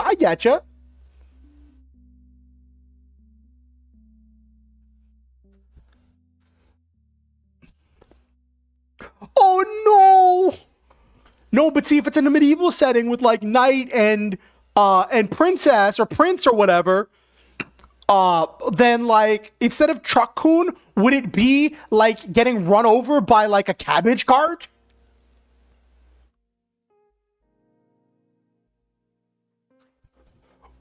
Would it be getting run over by a cart, by like a vegetable cart? And then wakes up in a sci-fi world. And then that's the end of the story. He just wakes up on a spaceship.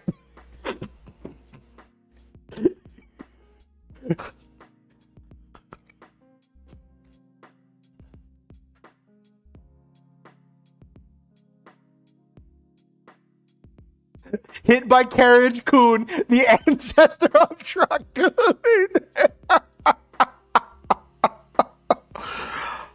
Ah.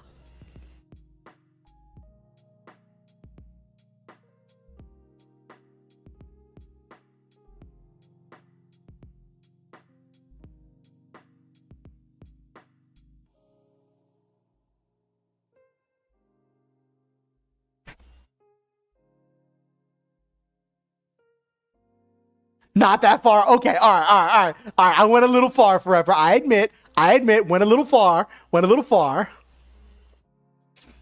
Ran over by a horse carriage carrying some noble. Oh my gosh.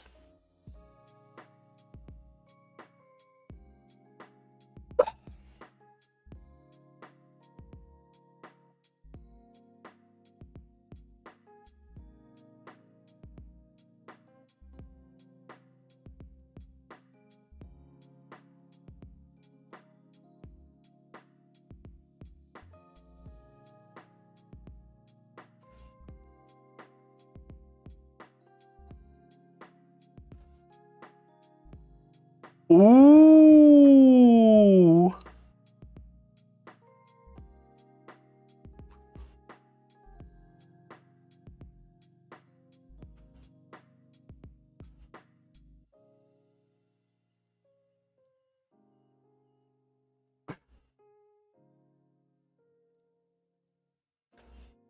Oh my gosh. Oh my gosh.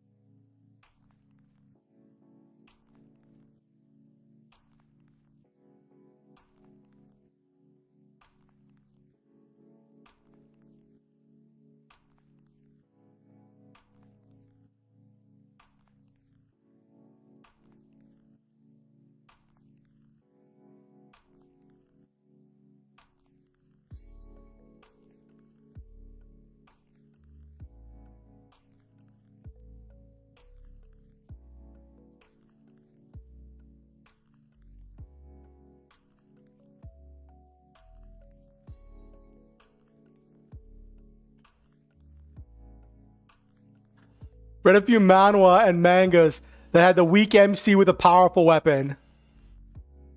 Buying yarn. Ooh. Kuma Kuma Kuma, bear main character is only strong while wearing a bear onesie. Then they are basically the strongest to exist. A bear in a bear onesie. Love it. I love it.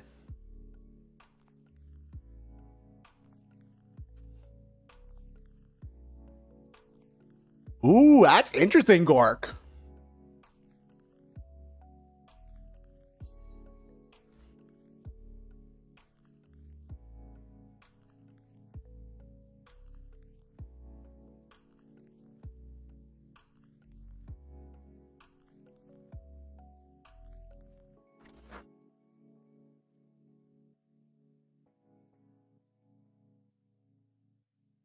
What? A girl in a bear onesie with bear hand puppets. I don't understand that, Nabiru. I'm thoroughly confused.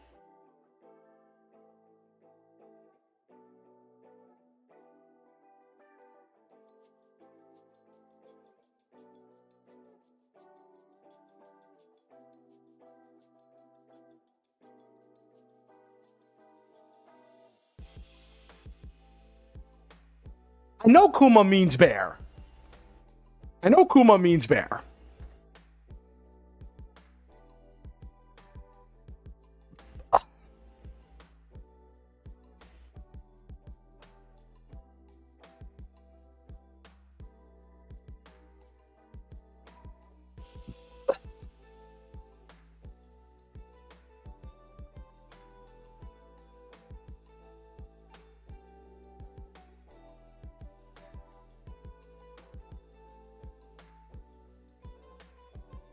All her attacks must be in the shape of bears too to be powerful too. Instead of like paws of a onesie, the onesie has little bear hand puppets. Each one has some different power, and it's... I don't...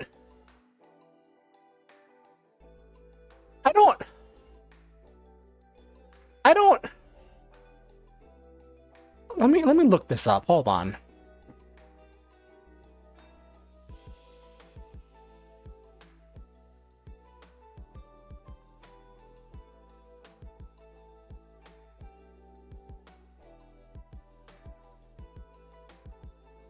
They have to be bear themed. Okay. I don't...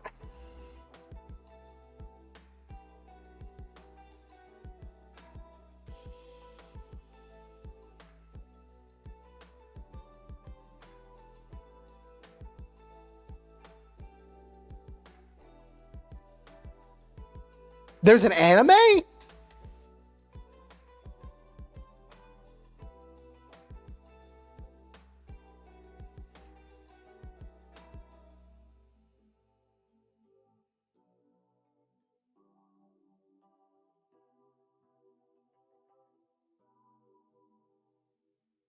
I looked up the image, and I don't know what I'm looking at.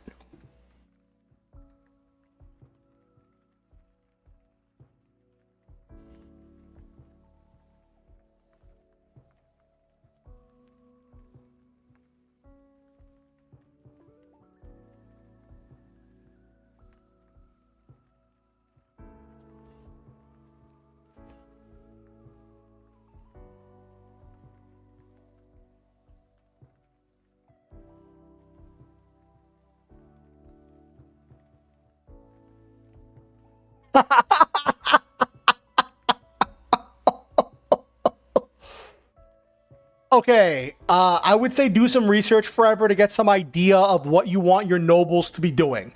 Normally in a kind of medieval setting, in a feudal system, the peasants and the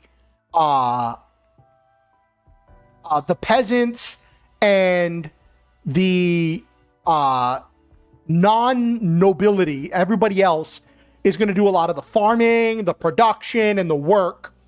But the nobility own the land.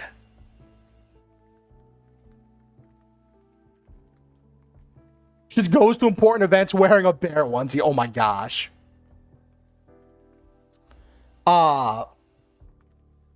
So the nobility own the land that everybody else lives on. And the people have to pay the nobles some kind of a tax for being able to live and operate on that land. And that tax is supposed to pay for things for the community.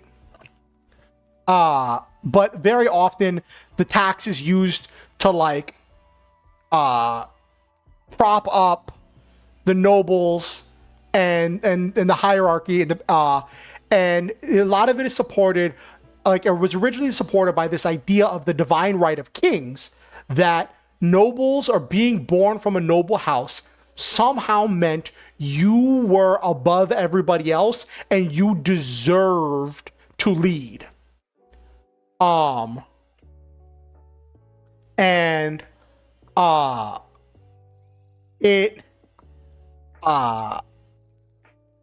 They'll be responsible for like raising armies, and negotiating treaties, and helping with trade deals and all kinds of stuff, running their nation or kingdom or whatever.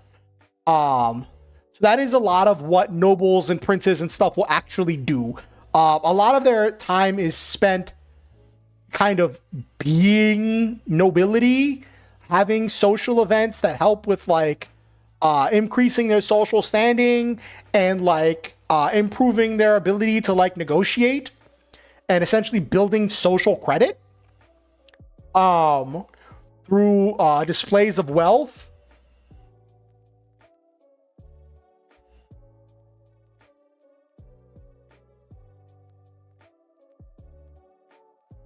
Should be the main character, both furry. Oh goodness.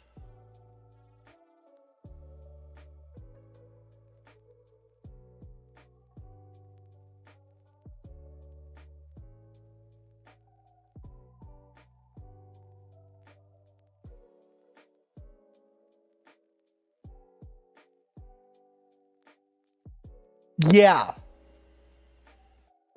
Some kind of a thing for like making the big decisions, and like a big part of it is the nobles are the ones who raise the armies, who like help with feeding and funding and supplying the armies that fight the wars that like expand the kingdom and gain more resources or defend the kingdom from invasion. Like the idea of power in the way the Sith Lord directed it by surpassing your superior. That's an interesting one. Those who pray, priests and monks, those who work like farmers, and those who protect nobles. A concept that can be used in many different ways. Yeah. World building can be really fun forever. But I think LeMay put it really well there. You've got the religious people, the people who work, the workers, and the nobles who are responsible for, who are like arranging the protection and the army and controlling the military and enforcing the laws.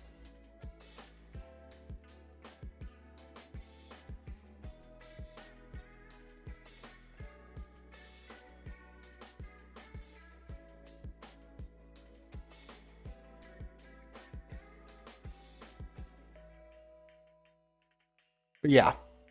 I've been thinking a lot about nobility stuff myself. Hey, go for it. I would say definitely do some research and get some ideas of like what you want for your world, and some idea. You don't have to go into too much detail, because sometimes in a fantasy setting, things just work. They don't have to be super like specific, especially since you're doing our thing for fun. I find that like, let there be some quirky thing that like seems so bizarre to us, but makes perfect sense in your setting. And like, run with it. Make it a thing. right? As this is just a thing that makes sense in this world, right? And just have fun with it, right? I think a lot of world building, people get really caught up in realism and in this whole having to have justifications and explanations for everything. But like, it's fiction. So like, it's fiction. It's all made up.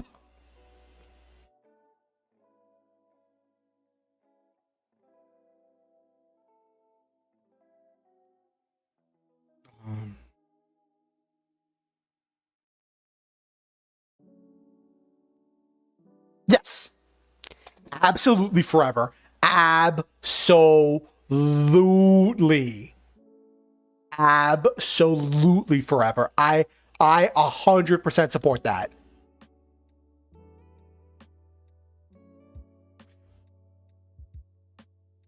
Do what you have fun with. That's the point. Having fun and coming up with new things and expanding yourself.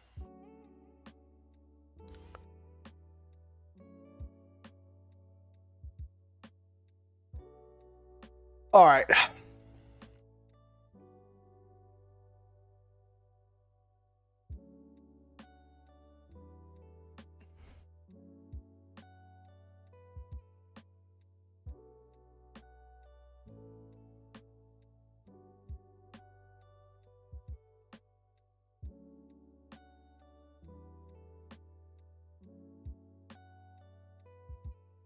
That's an interesting one, Gork.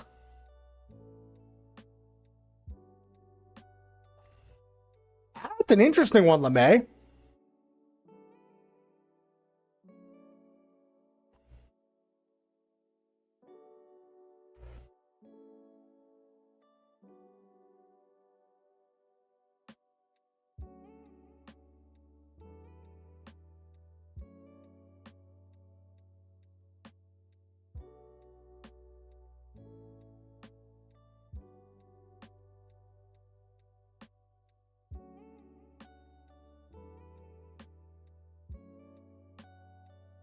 Yeah, that's definitely true.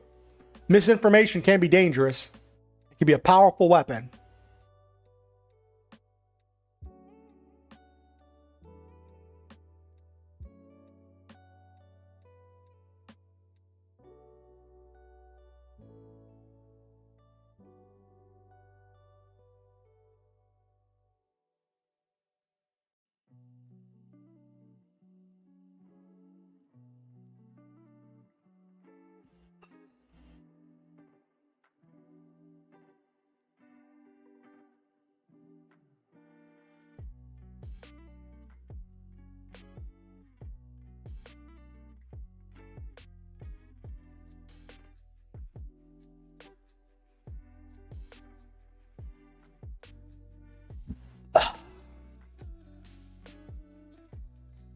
Okay.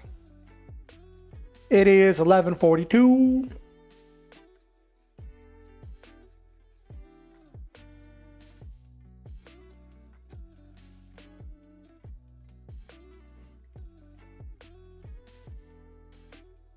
Let's wind down for the night.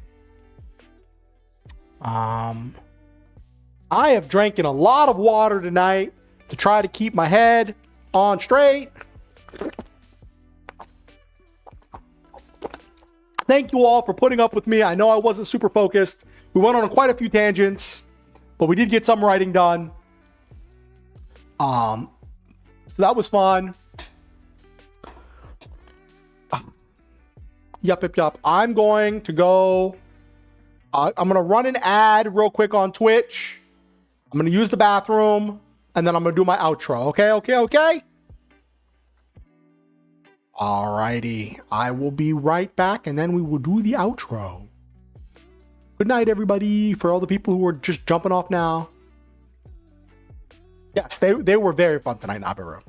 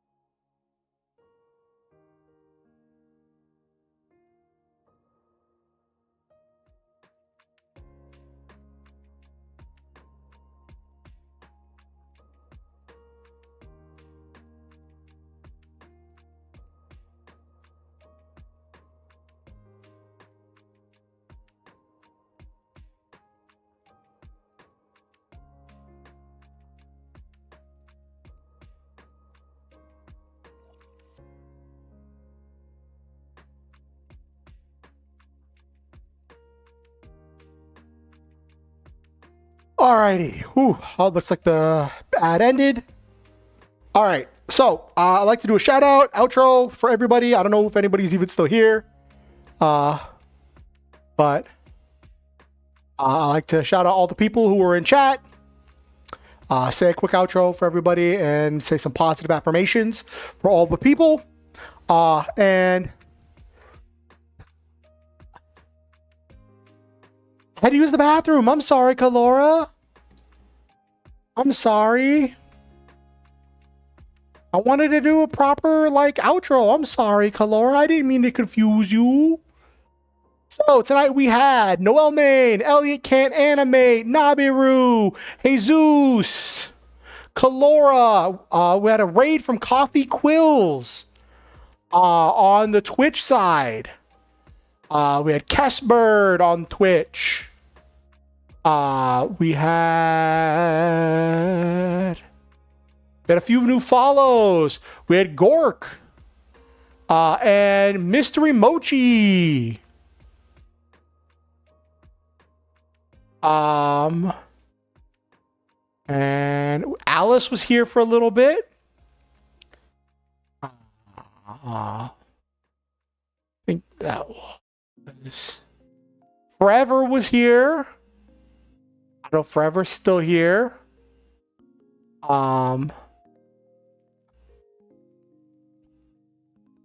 And Lamau was here. Lamay.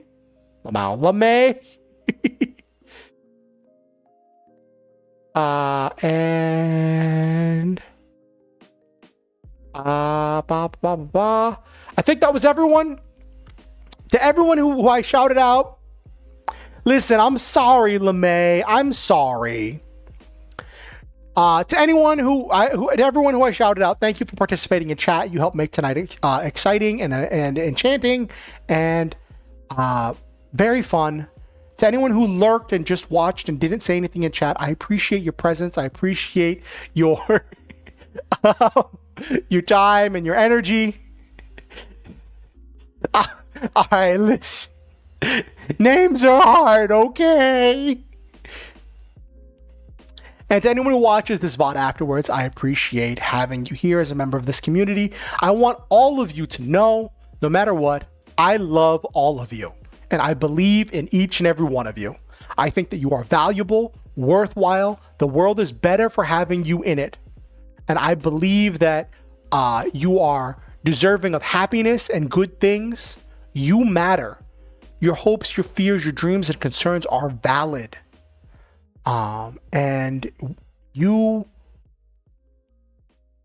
are precious treasures of human beings. Never let anyone tell you that you don't matter. Always remember that your value as a person is intrinsic. It is something that you have, and it has nothing to do with how much you produce, with what you accomplish, and it definitely has nothing to do with what other people think about you or with what other people think they can get from you. It doesn't matter if somebody doesn't find you attractive or if somebody doesn't like you. You still have a value as a person, as a human being. Never forget that. And always remember the Star Hunter motto. Shoot for the stars, have wonderful adventures, live your dreams, and always stop to enjoy the memes. If you're watching on YouTube, I ask that you like the stream. If you haven't done it already, it helps the algorithm with getting it out to more people, helps the channel grow, and it helps get more eyes on my content. And if you want to keep up with what I'm doing, you can like and subscribe on YouTube and ding the notification bell. You can follow me on Twitch or even subscribe on Twitch if you want to. You can follow me on Blue Sky or X and Twitter, and you can like my Facebook page, or you can join my Discord. Links to all of those are in the description down below on YouTube and the About page on Twitch. I gotta figure out how to make all those links work on Twitch, but I guess you can just copy and paste them into this thing. Anyway,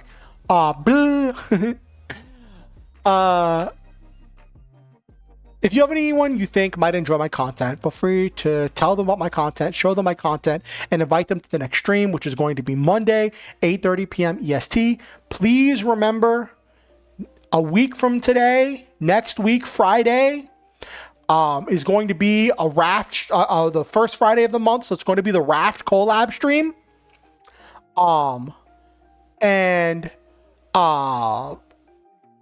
It's going to be, I'm not going to be streaming. I'm going to be appearing on Hero Girl's stream. I'll post a link to that whenever I have it. And that's going to start, I don't know if we're starting at 6 p.m. EST or 7 p.m. EST. I have to clarify, but as we know, as soon as I know, you will know, or something like that, whenever I have the energy to post. Like, I can't really promise them. Anyway, and then my stream is going to be starting later on Friday next week, because it's going to be starting after I'm done with the raft stream, though we might go late. It might be early, it might be later, because we are on the final bit of the story of Raft. We're on like the final battle, I think. So we don't know how much content there's going to be in that. We almost finished last month for the Raft stream. And we're like, listen, we're running late. We've got to end here. But we will see how things pan out. One last thing. You do not have to give money to be here. You are not expected to pay to be welcome here. I value all of you, and I value your time, your attention, and your energy. I value your presence in this community. I value your input. I value all of you. With that said, I do appreciate the people who do help out financially, who help make things possible for me that I could not normally do on my own. If you ever feel motivated to donate to help me out with any number of things, and it is financially safe and responsible for you to do so, there are links where you can do so down in the description below on YouTube and the donate button on Twitch. On YouTube, there is a PayPal link where you can do a one-time donation, or a Ko-fi link where you can either do a one-time donation or a monthly donation. One note, the monthly donations do not currently have any rewards set for them. It is just saying you have a tangible way that you want to show that you appreciate my content. And the donate button on Twitch just takes you to Ko-fi, where you can do the one-time donation or the monthly donation. So always remember, I am grateful for anyone who's willing to help me, but I don't want anyone to feel that they have to help me, or that they have to like put themselves out or in a difficult situation.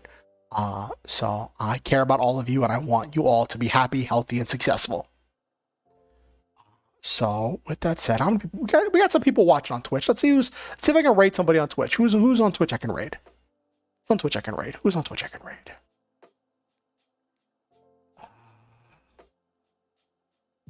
Let's see. What have I got?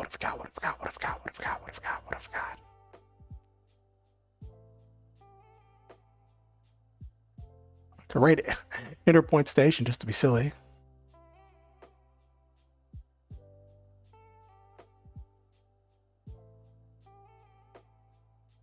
Who have we got? Raid Obake Pam. Since we're talking about Vanguard, could raid a different fight with the Vanguard Championship Deluxe thing. That'd be funny.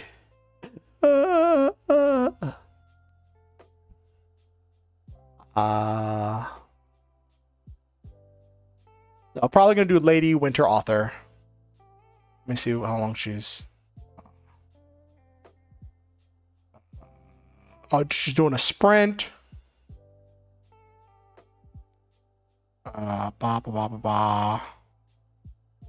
Woo!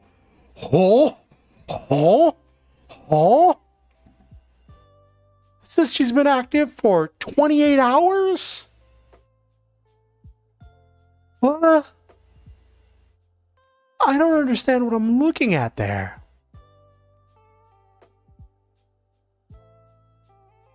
Okay. All right. Yeah, we'll raid her. Yep. How do I do it? Where? No, not clip. Raid. Okay.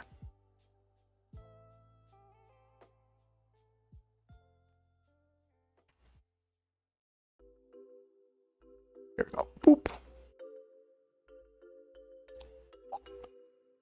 Okay. Okay.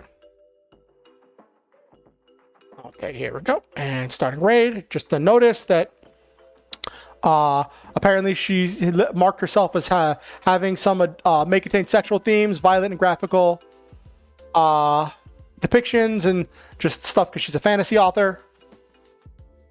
So yeah, hopefully she takes breaks. But yeah, thank you all for coming. Have a great night, everybody.